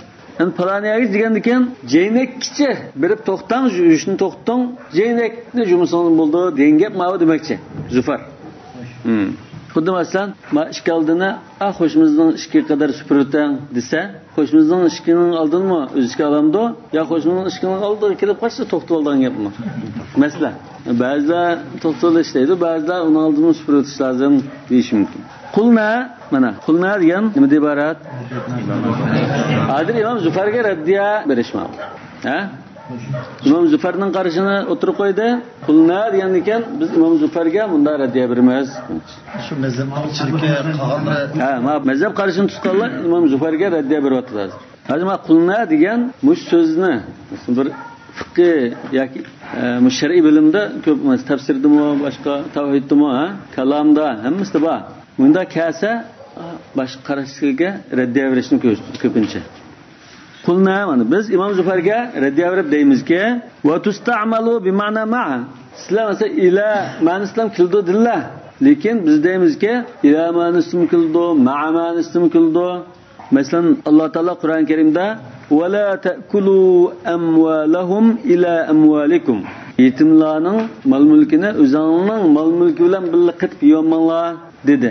Ila degan gap nishada ma'a ma'nisda, ma'a ma'nis kildiganligi dalilmau. Ma'a ma'nisim kildi mana, ila ma'nisi bilan kildi degil bo'lmaydi. Ma'a ma'nis kildi, ila ma'nis kildi. Har ikkisi tan ehtimollik bor bu yerda. Dabog'atda shu shunisimu tarif bo'layotgan. Ya hozirda shu bo'laveramdi, ashun bahs bo'layotimiz. İmam Zufar bo'laverdi debdi, biz hozir bo'lavermaydi demoqchi. Fatakunu mujmala. Fatakunu degan mushu fe'lning fa'ili ayatul wudu. Ay tartilishga buyurgan oyat var. Ya ayyuhallazina amanu idza qumtum ila as-salati degan shu oyat mujmal deymiz. Mujmal nima deb iborat? Masalan, ulumul Qur'onda sizlar mujmal, mubayyan, mutlaq, muqayyad deb o'qisizlar. Mujmal degan ma'nosida bir xil ehtimollik bor. Man deganmidi, ya miyagich deganmidi deb sal uqonmay qoldigan ehtimollik bo'lsa mujmal deymiz. Masalan, mujmallarga gap qildi deymiz-ku. Aniq tushunib ketolmaydigan mazmun demoqchi. Fatakunu mujmala. Danikin biz zade o'shiqchi yub, o'shiqni jumay to'xtamdiq ya o'shiq bilan birga juyamdiq, jaynak bilan birga juyamdiq ya jaynakni jumay to'xtamdiq, toza uqonmay qoldigan bir ehtimollik bor. Çünkü ila ma'nisimi bor, ma ma'nisimi bor. Oyat shunda mujmal. Lekin shu oyatni tafsili bayon qildirgan kimda? Rasululloh sallallohu alayhi vasallam bayon qildirdi. As-sunnah mubayyina lil-Qur'an. Davonki mana vaqad waradat as-sunnatu mufassiratan laha. Mujmal holatida tashab qo'ygan ahvol yo'q. Vahiy degan ikki qism bo'ldi. Vahiy matlu va g'ayr matlu. Rasulullohning bayon qilganimi vahiydan iborat. Daniken ayette aslında ihtimallıkla koyup bayan kıldı. Resulullah sallallahu aleyhi ve sellem onun çek çigirisini eniq kılıp o ihtimallıkını yokattı demekçi. Vakat varadatis sünnetu mufassiratan la. Sünnet aşını izahlap geldi. Fakat sahha. Mesela Resulullah sallallahu aleyhi ve sellem'ninki ennehu sallallahu aleyhi ve sellem adaral ma'a ala merafiqihi. Suni ceyneklerinin etrafında çögültüp yiyip tart ağırlığı sahih kelgan deydi. Yani bu yerda bir narsaga diqqat qilaman. Maktabda hozir mushi ibora bilan kelgan hadisni sahha dedi, tushunami? Jeynikni shunda cho'giltib judi degan mushi hadis sahih kelgan dedi. Amaliyotda bu sahih kelmagan. Ojiz kelgan. Maktabning sirqaraqliq nusxa qarasanglar aslida ojiz deydi shirayat. Tushunami? Munkara. Hamda biz o'quvchilar, tadqiqotchilar diqqat qiladigan o'rin Meyli Hanifi mazhabda olsun, başka şer'i bilimde olsun, birer qarashqa bir dalilne kelgan bo'lsa, aşı hadisning o'zi, şu lafzi ya şu yo'ldan kelgan aşı rivayet aciz bo'lib qolsa, bu şu qarashninki sahih dalili yo'q deganligini bildirmaydi. Masalan, hozir mush rivoyatning ajizligi yo'q. Yani Resulullah'ning jaynakni juğallıqqa sahih isbotlanmaganmi? Isbotlangan. Başka sahih hadislar isbotlangan. Yani fuqahalar odatda şu mazmun to'g'ri bo'lgan ekan. Bu hadisning aşçılık sahih rivayetini şunda atayetini eklep nima qilib jumay. Esida qolgan hadisning birini eklep mazmun to'g'ri bo'lgan ekan, tasahhul qilib dalam birisini ekib qo'ydi shu. Peki hadis shu narsa cho'ng mushil lafz bilan kelgan bo'lsa, ma lafzdan bir harf o'zgargan holatda sahih emas deb ma'no tadqiq qilish mumkin. Lekin mush mazmun to'g'ri bo'lgan ekan, bular azroq rivoyat olsin bizni ekildi, lekin buning sahih boshqa dalillari bor. Shunga hidoyda bir qarashda aciz bir hadisimiz kelgan bo'lsa, bu delil acizde tek tepesi bulmaydı. Ekeğin delil acizken, bu sahih başka delil var mı da biz deyimiz. Sahih başka delil olsa, buldu hesap. Mesela miyadım o? Adaran ma ala merafiqihi degan mush rivayet aciz. Darqutni Bayhaqi rivayet qilgan, bunun senedi Al-Qasim ibn Muhammad ibn Abdullah ibn Aqibba matruk. Lekin Rasulullah sallallahu aleyhi ve sellem'ning jeynikini billa qetib jug'anga Sahih Muslimdagi Hazrat Abu Hurayra radhiyallohu anhuning mush hadisi dalil. فغسل وجهه فأسبغ الوضوء ثم غسل يده اليمنى حتى أشرع في العضد ثم يده اليسرى حتى أشرع في العضد ثم مسح رأسه هنا يعني كين تخا ويشق مسلسة ثم غسل رجله اليمنى حتى أشرع في الساق هنا ve kolunu yiyip ceynekten halkıp ma ceynek bilen möre arlıqdaki mişani adud demizim. Mişayı kadar çıkartken gel. Putun juğa vaqtıdı mı oşuqtan halkıp üç tarafıga tizilip qarab ketken gel. Nanki Rasulullah ceynekler oşuqun juğa mı juğmagan mı? Juğan. Say ispatlangan mı? Ispatlangan. Nanki ma kitaptaki sahha degeni to'g'ri. Sahha degeni sahih.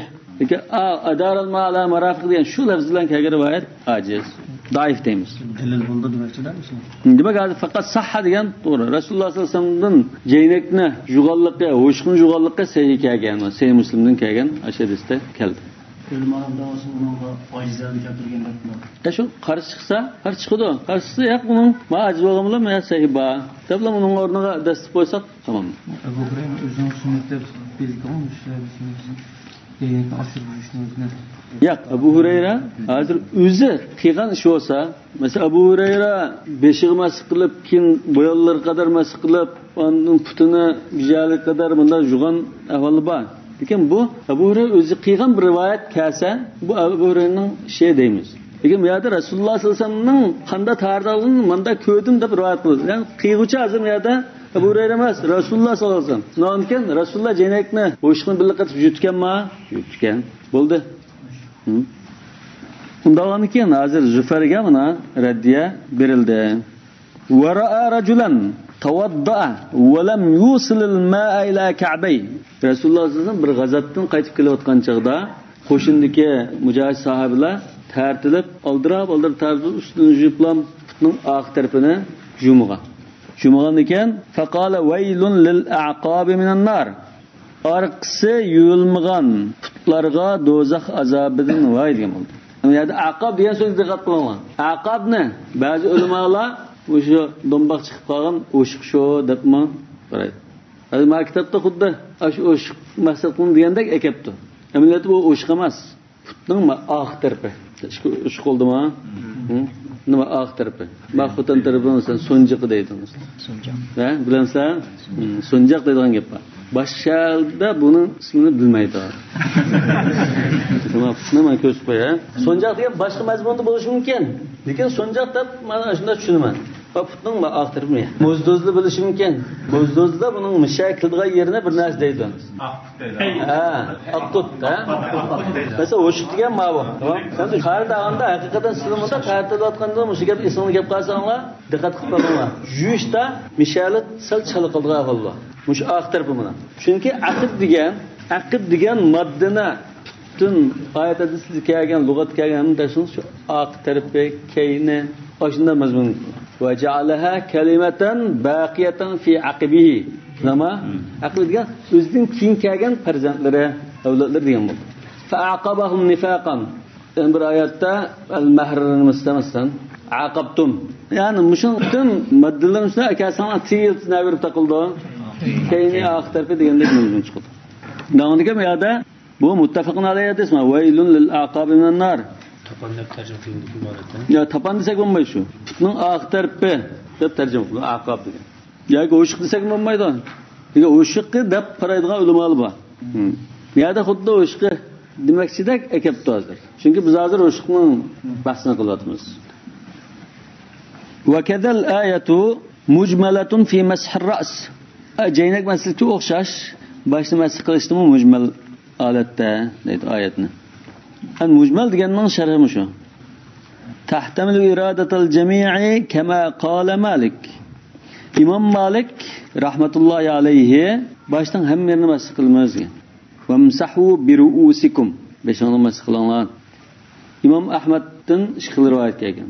Mashhur rivoyatda, Hanbali mazhabda asos bo'lgan rivoyatda İmam Malik'le o'xshash. Wa tahtamilu iradata ma tanawalahu ismul mashi kama qalahu Shafi'i. İmam Shafi'i rahmetullahi alayhi degandek, masih degan zotni ism vujudga chiqishlik, qanchalik bir chachqa masih qilsa, bo'ludi degan mazmun chiqishimi ehtimol deydi. İmam Shafi'i rahmetullahi alayhining mazhabida Ba'zi olimlar 3 tal chach olsun bo'ldi degan. Ba'zi 1 tal chach qilsa maskesin bo'ldi deganlar bor. Va tahtamilu iradata ba'dihi. Yana bir qismiga degan mazmunni chiqadi. Mesela amsaktu bil kitab desanglar, kitobni tutdim desanglar masalan. Kitobning hamma yerini qo'lingni qoplab turamda? Yo'q, bir qismini. Amsaktu bil bab desanglar, ishning bilanlar qisqa yanlam ko'rsatdi masalan. Bunda ehtimolliqli bor. Kama zahaba ilayhi ashabuna. Ashabuna degan so'zdan kimlar maqsad qilindi? Al-imam was-sahibayn. Al-imam was-sahibayn. Kaç 3 imam maqsad qilindi dedik. Bizning imomlarimizdan shu 3 imom qaraganda bir qismini masx qilishni ko'rsatdi. Va huwa qadrul masx. Ay bir qismi masx qildigan miqdor shu deydi. Demak, hozir ma kitobda Imom Ahmadning qarashini ekanmidi? Biz ketib ekan bo'ldik. Chunki Imom Ahmadmi bir mazhabning imomi. Va qad sahha anna an-nabiy sallallohu alayhi vasallam tawadda'a famasaha bi nasiyatihi.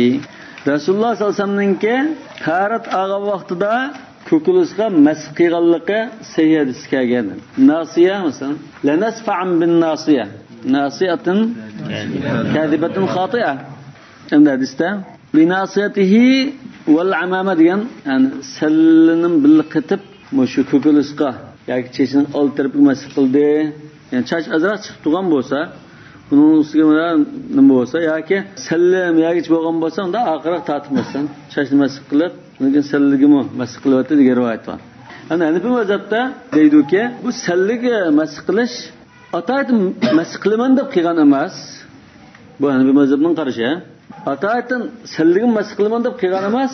Chachning old tarafiga masx qilib, ana bunda qo'l tekkan uni deb bunda qaraydi. Nağankin bular nasiya deganni shu asos. Bu salla hozir boshqa masala deb nasiyani tutib oldi. Ham nasiya degan ko'kuladi yoki chashning shu old tarafi. Peshanning ustidagi old tarafi. Fakana bayanan lil aya. Undan ekan Rasululloh sollallohu alayhi vasallamning shu beshining bir qismiga masx qilganligi ash oyatdagi boshning qancha qismiga masx qilsa bo'ldi degan ehtimollikni bayon qiladi. Ve hujjatan alayhima degan ikkilan kim? İmam Malik ve Şafii. Albatta ma kitobda ikkilanni tilga ilib hujja alayhima deb ulug'a raddiya qilma. Biz Imom Ahmadning qatqan ekan o'shalarga raddiya aytib alayhim deymiz. Ana shu Hanifi mazhabning qarashi. Bunda qarasak shu masalasida o'ttir hal qarash. Nima uchun? Imam Ahmad mı? Rivoyat qilgan Abdullah ibn Zayd radhiyallohu anhu'ningki old tarafidan oq tarafiga opirib, oq tarafidan old tarafiga akeldi degan rivoyat qilgan. Bu diljihatdan jallaq. Yani bir tarafdan ehtiyotni ko'z tutgan. Mesela hammaga masx qilsak, bizning ko'nglimiz tul xotirjam bo'ldi. Beshinga masx qilgandan hammaga maqsad qilgan bo'lsa, jammi qilsak, joyida qilgan bo'lmaydi deb sayyidisilar ehtiyot tutgan. İmam Şafii şu masx qildi degan bo'ladimi shu bizga tekkisimi 3 tal chach tekkisimi deb bu mamda bak biz tarafga chiqib. Nonkin ma o'ng taraf bilan sol tarafni o'ttirgan qilmazdi. Bir qismi yani 4dan birga nima qilsa bo'ldi. Bu o'ttir hal qarash. Lekin dalillar shunda ehtimolli qiladi. Jarmanjani ko'rsatgan shuni aqlli vojibni ko'rsatgan. Masalan, eng az 3 chach degan bo'lsa İmam Şafii bir tal chach, 2 tal chach qilsa bo'lmaydi. Lekin İmam Şafii'ningisi bir tal chach deganlimi bor, ikki xil qarash bor. Endi Imom Ahmad chashning hammasi qilish lozim degan. Chashning hammasi qilish lozim deb ancha-muncha ba'zi bir atal chashlar qilib qolsa, uni tarif to'g'ri bo'laverdi. Hanafi mazhabda rubu'ur ra's deymiz. Shuni rubu'dan azolab qolsa bo'lmaydi. Farz ado bo'lgan bo'ldi, kam bo'lib qolgan bo'ldi deydi. Lekin Hanifi mazhabda rubu'dan az masalasida taqa rubu'da bekitishda ixtilof hozir bayon qilindi. ittifoq o'g'ini boshda hammasi bo'lamaydi. Hammasi qilsa, hammalarning qarshi joyid bo'ldi deydi. Ham 4dan 1ga tushib qolgan chaqda Shafiy mazhabmi bo'ldi deydi. Lekin Hanbali, Maliki bo'lmadi deydi. Endi 3 tal chashqa tushib qolgan chaqda Hanafiy mazhabmi bo'lmadi deydi. Wal muxtaru fi miqdar an-nasiyati ma dhukira fil kitabi wa huwa ar-rubu'. Al-muxtar degandan biz mishada bir necha xil qarash borligini bilib olamiz. Bir necha xil qarash va buning ichidan birini tanlaymiz. Bizning tanlig'imiz ma'vo deb bizni o'tirib qo'yadi. Yani Hanefi mazhabda nasiya deganning miqdorini bekitishda ixtilof bo'lgan. Ulamolar ixtilof qilgan. Lekin biz o'sha al-kitob qaysi kitobda? Muxtasarul Quduriyni al-kitob deymiz. Hanefi mazhabda al-kitob desa, o'sha Muxtasarul Quduriy maqsad qilindi. Mesela usul fiqhida yoki selektor fiqhida al-kitob deb qo'ysak, nima maqsad qilindi? Al-Qur'on Karim. Dallat alayhi al-kitob va sunna, al-ijma' al-qiyas deymiz. Al-kitob degan Qur'on Karimni ko'rsatadi. Yani Hanefi mazhabida al-kitob deyilib qolsa, Muxtasarul Quduriy, boshqa kitob emas, Muxtasarul Quduriy shu maqsad qilindi. Nahvichilar al-kitob deb qolsa, Sibawayning al-kitob maqsad qilindi. İmam Malik mazhabida al-kitob desa, Mudawwana ya Muwatta masalan, shunning o'zining bir kitob maqsad qilindi. Her mazhabninki shunda atab ko'ngan bir kitob bor. Asos muhim kitobdan birini al-kitob deydi. Mabsut degan Ha, mabsut shunday muhim kitobning birisi. Lekin al-kitob deb qolsak mabsut maqsad qilmaymiz. Muxtasarul Quduriyni maqsad qildi. Yani Hanefi mazhabda al-kitob deb qolsa Muxtasarul Quduriy. Yani bazı yerde al-kitobda mesela Kur'an-ı Kerim'ni maqsad qildi. Lekin bu Hanefi mazhab ulamolar yozgan kitoblardan birisini deb qolsa shu Muxtasarul Quduriy shu maqsad. to'rtdan biri masaqlarni degani bu. Ha, to'rtdan biri deb al-kitobda to'rtdan birini bekitgan. Do'nkin biz Quduriyning deganini biz hisob qilamiz. Ulamolar ijtihadimi ijtihad hozir. Nasiyaning miqdori qanchalik? Rasululloh to'rtdan biri masaq qilganda deb rivoyat kelmadi. Nasiyaga masaq qildi. Bu nasiya shuna qarasak, uni chachvayani bunda mo'lchilab baqsak to'rtdan birga qildi ekan. Endi bosh qarashlicho, Hanefi mazhabga robani hisob qilib bosh qarash nimani hisob qilgansa, ba'zi alqanchilik degan. Alqan. Masalan, boshning shami shu alqonga to'g'ri keldi-ku. Alqanchilik. Ba'zilar 3 barmoq degan. keyin qilib oldingi jamlari. Ona Hanefi mazhabi sunnat deydi. Lekin farz qatorida emas. Hozir farz oyatda bekitgan yana shuni farz dedi. Namancha 6 million qiladi. Ha. Yani sünnet ama billah farzdan billah katılırsa şu. Daire kişilerden daire kişiler yok mu? Ras diyenler şu çaç üngen cayına ras deyimiz diyorlar. Bazı adamlar al-uduna min ras diyen rivayet esasında kulakma şu başka tava dedi. Şu kulakma mesele meselesi kirip çıkıyor. Bizim atlarında kaya nasiphanik şu başlap aldık yani durulap yani şu gerdellere geçmiş şuna qilib kulakma qo'lga buluş ma'lum Müstahap kadar kerimli yapma. Biz hazır haretning farzlarini o'qiyapmiz. Farzlarni o'qiyotgan chaqda, mustahabbat shun oldirib ketib mustahabbatning gapini qilman. Farzni o'qiyotgan farzning gapini qilib, ana sen sabr qilib tursak, u mustahabbatning gapi kengre chiqadiganimiz zerikib qolsin. Undan keyin biz 4dan biri deb belgiladik. Ham 4dan biri deb belgilash, mushfiqiy qarashlarning ichida o'ttira hal qarash, muvofiq qarash. ولا يزيد على مرة واحدة. Yani masih kıldığına bir katım, yani 2 katım, 3 katım buna masih kılmaydı dedi. Bir katım kıldı. لأن بالتكرار يصير غسلا. Çünkü tekrarlar varsa ki su akıdığın bulap bu jüştü ütkülüp gidip kalıyordu. والمأمور به المسح. Yani buyurulğunu masih kılış. Ayette وَمْسَحُوا dedi. Yani Resulullah sallallahu aleyhi ve sellem şu bir katım masih kılgan. Daha ki bunu manda çıkılıp etsek bid'at makruh dengep chiqib qolishi mumkin. Çünkü Rasululloh sallallohu alayhi vasallam sunnati shu bir qatim bas qilish. Qala kam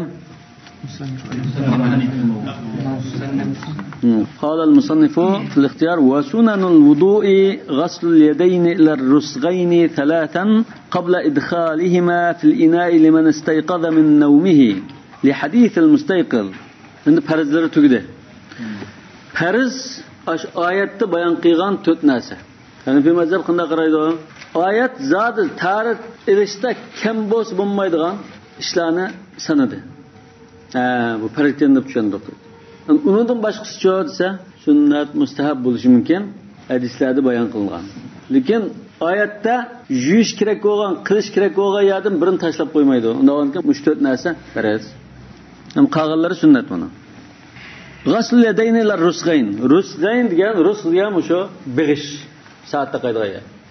Ama bir tarafını ku' deymiz, ma tarafını kursu' deymiz arab tilida.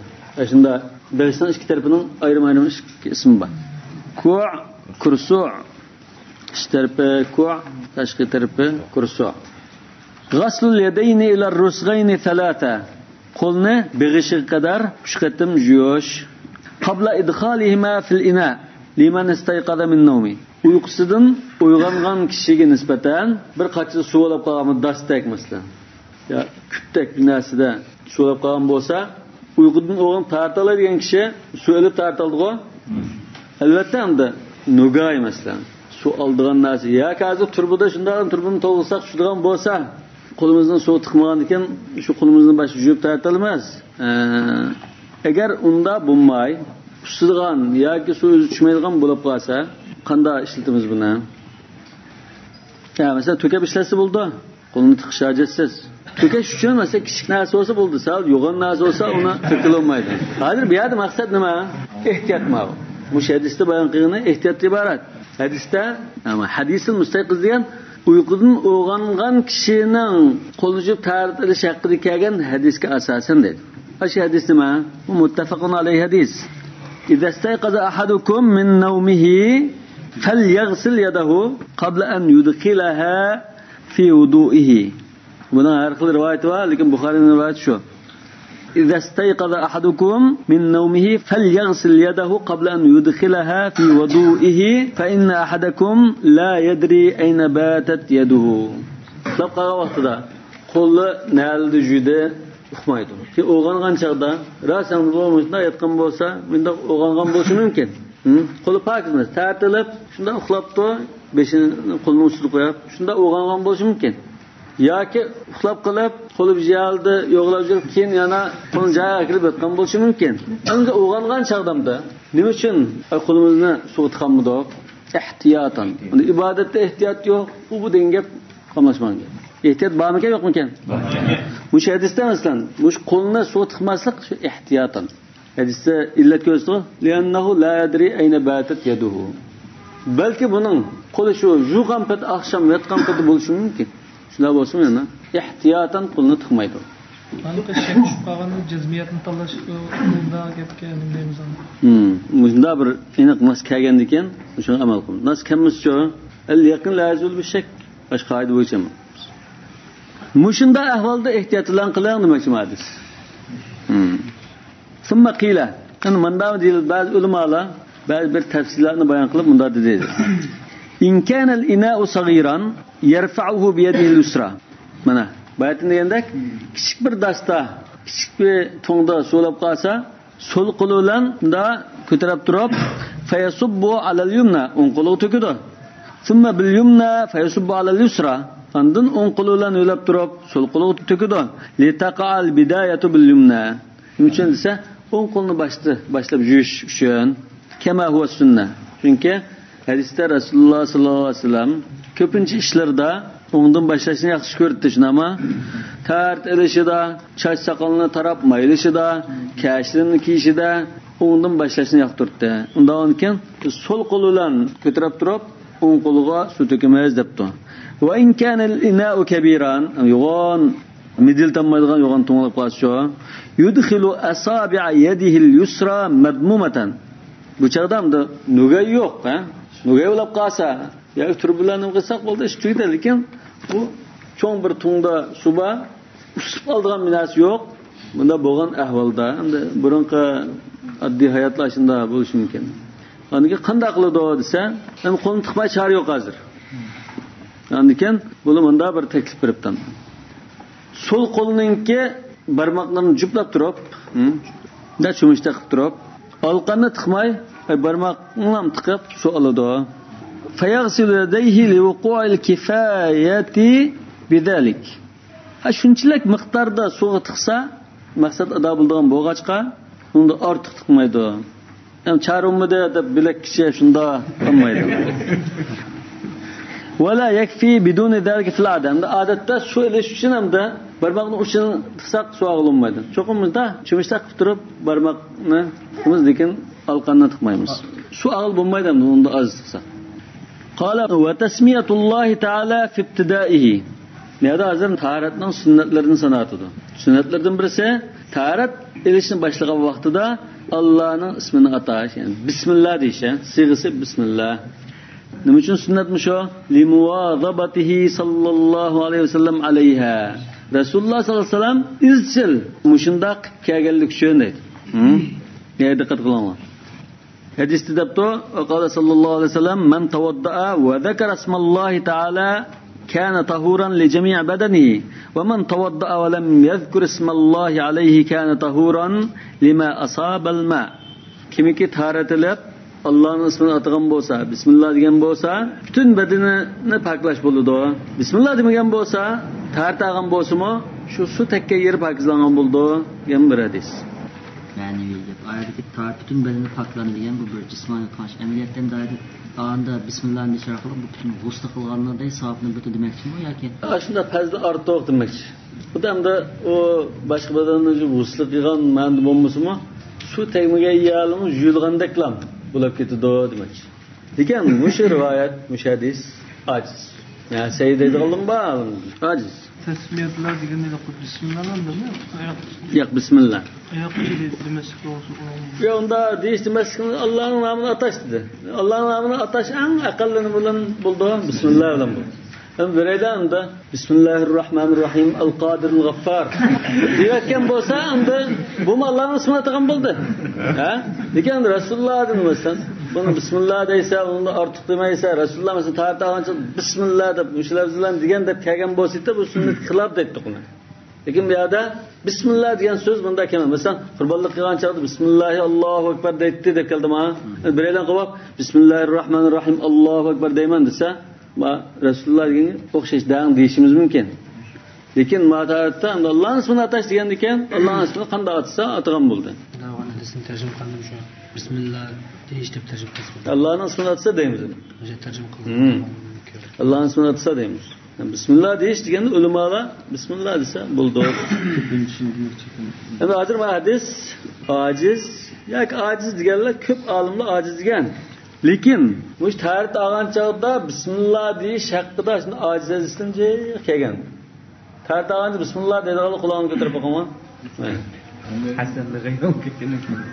Yani bunu sünnet deyish uchun mush muvozaba degan mazmun isbotlansa sunnat.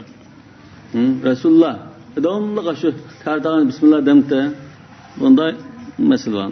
Aciz rivayetli geldi. Cih geldi lekin. Cih gelgenken bazı hadis alimleri acizden nur onu bolsa bunu da toplap ökülüp bu Hasan derecesiga yetido deb buni bir deri kötürüşü mümkün. Kötərsə hani bir mazhab degandek sünnet degan gap chiqadi. Hani o'sha tartağan chaqda Bismillah deyishning hukm masalasi. Sünnet ya mustahab degan ulamolar ko'pchilik ulamolar.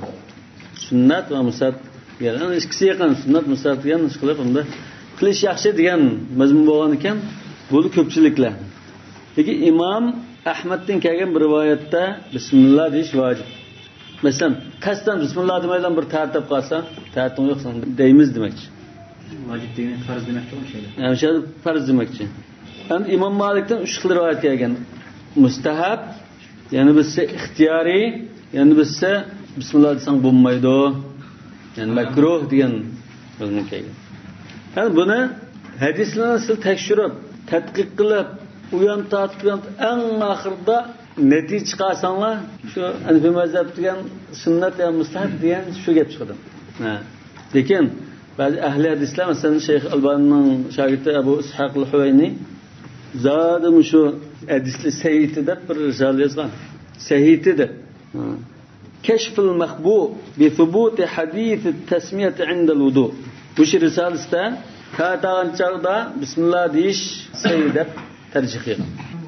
Lekin ulamolarning hadis tadqiqoti, mushu fiqh mazhabni ko'chilib ko'zib tadqiq qilib xuloslasak, Bismillah deyish sunnat mustahab. Shu chiqadi. Endi buning lafzi nima esa Bismillah. Yana bir natija Bismillah demabdi, qasdan demabdi, yoki esida yo'q, ya savallikdan demabdi. U odamning tarixini oldi. Hisob bo'ladi. Qala was-siwak. Taratning sunnatlaridan birisi tishni misvaklash. Li'annahu sallallohu alayhi vasallam va'daba alayhi. Çünkü Rasululloh sallallohu alayhi vasallam buni izchil qilib kelgan ish bu. Hatta tartilish oldindan emas, uningdan boshqa vaqtlardami sirtdan uyga kirganda yoki uyda o'tgan chog'da pat misvaklab qo'ydigan, uyqudan uyg'ongan chog'da misvaklab qo'ydigan. Va to'yqillar diqqat qiling. Rasululloh sallallohu alayhi vasallamning sunnati bu. Mesela ağzı yapırıp kaldı. Uykuda olan ağzının tam özgürüp kaldı. Onun için bu Resulullah'ın sünneti. Yani terden işlememez. Yani biz tertağındığız yani mesela misvak işletişip kaldı. Hazır şişot kısmı onda işletmeyemiz. Onun bir taşlım kalan sünnet. Hazır sünnet olduğunu terden işlememez dedik. Yani adette ya talağa çıkmak olduk. Ya uykudan oğandık. Yani sırtın çiğdik öyle. Bu şey ahvalda shuni misvaklash sunnatim. Rasululloh sallallohu alayhi vasallam davomli qilib kelgan ish. Namoz turishni olib bu hamda hadisni tushunishki. Qaysi hadis mana? Va qala awsani khalili Jibril bisiwak. Mening do'stim Jibril menga misvak ishlatishni tapilagan dedi. Mana diqqat qilinglar. Bu hadisni Imom Ahmad rivoyat qilgan. Sunan Ibn Majahdan bor, lekin ajiz. Shunami ekan? Lekin hozir bu hadisninki mazmunini bildirdigan sahih hadis bor. Biz bayatini ham masalaga o'xshashgan. Masalan, Sahih Buxoriy kelgan hadisda laula an ashqa ala ummati aw ala an-nas, ravi shak qilgan bo'lishi mumkin. La amartuhum bis-siwaki ma'a kulli salat. Har namoz o'qishdan ilgari misvak ishlatishga buyurdim. Lekin ummatim jafolab qoldi, unda buyurmadim dedi. Ba'zi rivoyatlar anda kulli wudu. Hozir ana o'sha inda kulli salat degan mushu lafzga esilgan bo'lishi mumkin. Masalan, shunda nega hisob qo'yib, Allohu akbar, la ilaha illalloh deb takbir tushirildimi? Quloq qaqishni ilgirlam, tam hisob qo'yib, Allohu akbar deb. Inda kulli salat degan namoz o'qiydigan chog'da degandek mazmun emas. Ya'ni namozni ilgir degan. Shuni quloq qaqishni ilgir degan yerga olib borib tushungan. Buni namozga tartag'an chog'da desak bo'ldi. Namozga ketib o'tib deb tushunsak bo'ldi. Biz namozga chiqishga uyda shunday chiqsak bo'ldi shu. Anda kulli salat bo'ldi shumi? Lekin ma hozirgi salafiy qarindoshlar quloq qaqishni ilgir deb o'shaga taqib olgan. Anda kulli salat har namoz o'qimoqchi bo'lgan chog'da namozga chiqishni ilgiri namozga ketib o'tib, qo'shin degan bo'ldi. Endi takbir tushidi. Imom Allohu akbar deb bo'lgan bo'lishi mumkin. Mesela bu misvak nima qilmanda buni bilan mashg'ul. Ya'ni namozni quloq qaqish kechikib turdi hozir bu. Imom bo'lib qolsa oxirgi jamoani saqlatdi. Bu islom fiqhisi toza to'g'ri emas. Va tushunishda namozdan burun namozni ketib o'tib, namozni bo'lmasdan tartag'an chog'da shu ishlatilgan. Quloq qaqishdan burun emas, takbir tushirishdan ilgari ishlasang bo'ldi-ku. Masjidga kirimiz bo'lmasa, masjidda takbir tushirishdan burun oldirmaymisak, ishlatib tayyor tursak, nimaga yaxshi? Buni o'zi anda kulli wudu degan rivoyatim bor. Anda kulli wudu degan, anda kulli salat degan, anda kulli wudu degan mazmun degan deb oyga apasaqim bo'ldi. Hadisni ayirmaydan tushunishdan ma'qul salatda hozirgidek bo'lgan chog'da chiqadi. Mesela ma'qul salat desakmi, takbir o'qilib bo'lgan chog'da deb unda uyaga apirish dalil tushunadi. Tartag'an chog'da tushunamiz, masalan, anda kulli wudu'ni. Tartag'an chog'da. Anda kulli salam har namoz turgan chog'da. Shu namoz turishdan ilgirki shu chog'lar masjidga berish va chirish, shu hammasi anda kulli salat bo'ldi. Cho'qim o takbir tushirilib, quloq qaqay degan chog'da anda kulli salat. Bunga namozda masalan la yazalu rajul fi salat man tazara as-salat. Namoz saqlayotgan chog'da namozni o'qimadi-ku. Davom ekan. Yana Imom Buxoriyning hadisida Abdullah ibn Abbas radhiyallohu anhu ammasi Maymuna bintul Haris radhiyallohu anhaning uyida qo'ngan. Rasululloh sallallohu alayhi vasallamning ayoli Maymuna. Rasululloh sallallohu alayhi vasallamning kishilik ibodati qanday? Boshdan oyoq kuzatib mana shunda ugina deb kechida qo'ngan. Uxlamay kuzatib yotgan. Anikan kechida manda chaqdi, uyg'ondi, ondan tarit oldi, esliq tulumdan. Anda o'ylig'i chiqib, inna fi xalqis samawati val ardi degan oyatni oyat qadar o'qidi, undan kirib misvak ishlatdi, ondan tarit oldi. Deb kelib, mana summa raja'a ila al-bayti fatasawwaka wa tawadda'a thumma qama fa salla. Bu rivoyatda qattiq bu tafsiliy jarayon. Tartilishdan ilgari misvak ishlatdi dedi. Undan keyin ana tawaddaa thumma qama fasalla. Thumma qama fatasawwaka qabla an yusalli degan gap yo'q menda. Ha, taratni oldida unda endi kulli salat degan nima? Rasulullohning ash sherkitini qanday tushunamiz? Ash tarat o'tgan chog'da nima qilamiz shu har bir namozga masalan. Namozdan ilgari misvak ishlatgan deb tushunsak bo'lar. Mesela unda tushunmasak, mana Rasululloh taratni oldi qildi degan sunnatga amal qilmagan bo'ldi. Bu namozdan kechib turish u kashili taqa ayrim. Unda o'rnikan sivak ishlatishmi sunnatlar qatoridan. Chunki shu lamartum bisvak anda kulli salat degan shu rivoyat bo'lg'achqa. Lekin musannif akaga rivoyat ajiz. Qalu wal asahhu annahu mustahab. Qalu degan ibaraga diqqat qiling. Bu fiqhiy atalg'u. Yoki shar'iy bilimda ko'pincha uchraydi. Qalu. Bu qaluni egizga ya. Hanifi mazhabdagi ulamoldan bir qismi bunda dedingiz. Yoki hamda har xil qarashlarni selishtirib, jalliqroqni ayiradigan bu Hanifi mazhabdagi ko'z ko'ringan ulamolar bunda dedingiz. Hanifi mazhabdan Jumhur demaymiz hamda bir qism ulamolar bunda dedi.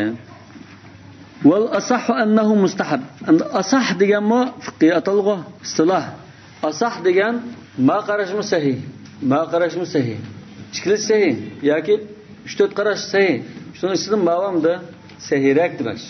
Sal jalliqroq deb tanlaganni ko'rsatdi. Lekin sahih deb qarasaqchi, sahihning muqobili fasid bo'ldi. Yoki beklam aciz tashlab etilgan bo'ldi. Lekin asah deb qarasak uning muqobili umumiy emas, sahih. Lekin ma asah degan ma'no. Wal asah annahu mustahabbun. Ana Hanifi mazhab ulamolaridan ba'zilar bu sivak ishlatish mustahabmi, sunnatmi? Sunnat demdib, mustahab demdib ba'zilar buni mustahab deymiz, sunnat demaymiz deb qaragan. Nima uchun? Chunki bu taratning asosli bir ish emas bu. Taratning sirtidagi ish bu. Taratning asosiy bir qismi emas. Qo'shimcha bir ish, sirtdan qatilib qolgan bir ish. Davomlikin buni sunnat demaymiz, u mustahabbat qatoriga kirdi degan. Lekin Hanifi mazhabning al-asah qarashida biz hozir yuqoridagi ashuni asah deymizda. Qalu deganlar ba'zi ulamolar yo'q, mustahab degan asahroqdir dedi. Lekin biz shu sunnat deganni shuni asah deymiz. Demak hozir bu yerda Hanifi mazhabida ikki xil qarash bo'ldi. Sunnatmi, mustahabmi? Ma kitobda sunnat dedimda buni. Demak sunnat degan olimlar bor buni. Sunnat dedi. Endi ba'zi olimlar ba'zi olimlar unda selishtirib qo'yib mustahab deganlar bor demoqchi. İmam Quduri va ko'pchilik olimlar sunnat dedi. Ma kitobda shuni yozdi. Endi İmam Zaylai qatorliq ba'zi olimlar yo'q bu mustahab deb qaragan. Mustahab desak sal jalliq bu deganlar bor. Lekin biz sunnat degan qarashdan shuni al-asah deb qaraymiz. Mishaychi bo'lsin. Subhanakallohumma va bihamdik ashhadu an la ilaha illa ant astaghfiruka va atubu ilayk. Shemiga yalbama. Bismillahni deyishda suvni qo'lning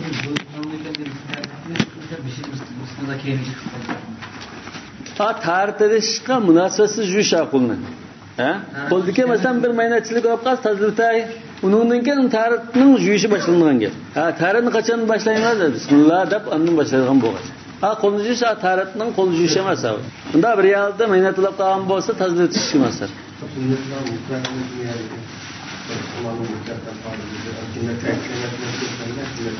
Sünnet degani Rasululloh sollallohu alayhi vasallam boshida izchil qilib kelgan degan mazmun chiqdi. Mustahab desak-chi, Rasululloh qilmagan bu umum bunda bir dalillar qarab degan bo'lishi mumkin. Demak, mustahab hamda azra. Juish farz qilingan o'rinlarni juyishlikka qitim soni qancha farz bo'ladi? Qitim soni ham kiramiz. Ya'ni shu kitobda hozir shunda bo'lgandan keyin sunnatlar qatorida tasliful g'asl deb qo'ydi. Hozir men sunnatlardan taxabbus tugatmadik. Sunnat masalan 8 sunnat bor desak, hozir 3-4 nima qilib ondan 3 qatim yuyishmi, 3 qatim yuysa, 3 qatim yuyish sunnat dedi. Fasabran. Aşırısa, 3 qatimdan aşırısa bid'at deydigan ulamolar bor. Taratni olmaydi. Yo'q, taratni olmaydi. Zaman bid'at deb qarandiq ya. Bid'at desak bo'ldi. Çünkü Rasululloh sollallohu alayhi vasallam aslında 3 qatim yujuga. Onun artıq jumuğa. Onda artıq jursak, asasda kilip bireylerle 10 qatımdan jüş, 20 qatımdan jüş, bu dinni çıngıtып, yo'q narsin paydo qilib, xatarlik yo'lga ketib qolgan bo'lg'achqa biz 3 qatim jurdi. Rasululloh eng yaxshi shakl ta'tag'an, tamam? Nolda shunday bo'ldi. Rasululloh 2 qatimdan jurganmi? 3 qatimdan jurgan, 1 qatimdan jurgan. O'sha hammasi qilsang tartib to'g'ri bo'ldi deganni ko'rsatib qo'ymoqchi. Eng mukammal 3. Ikkisi o'tiral, birisi aqalli.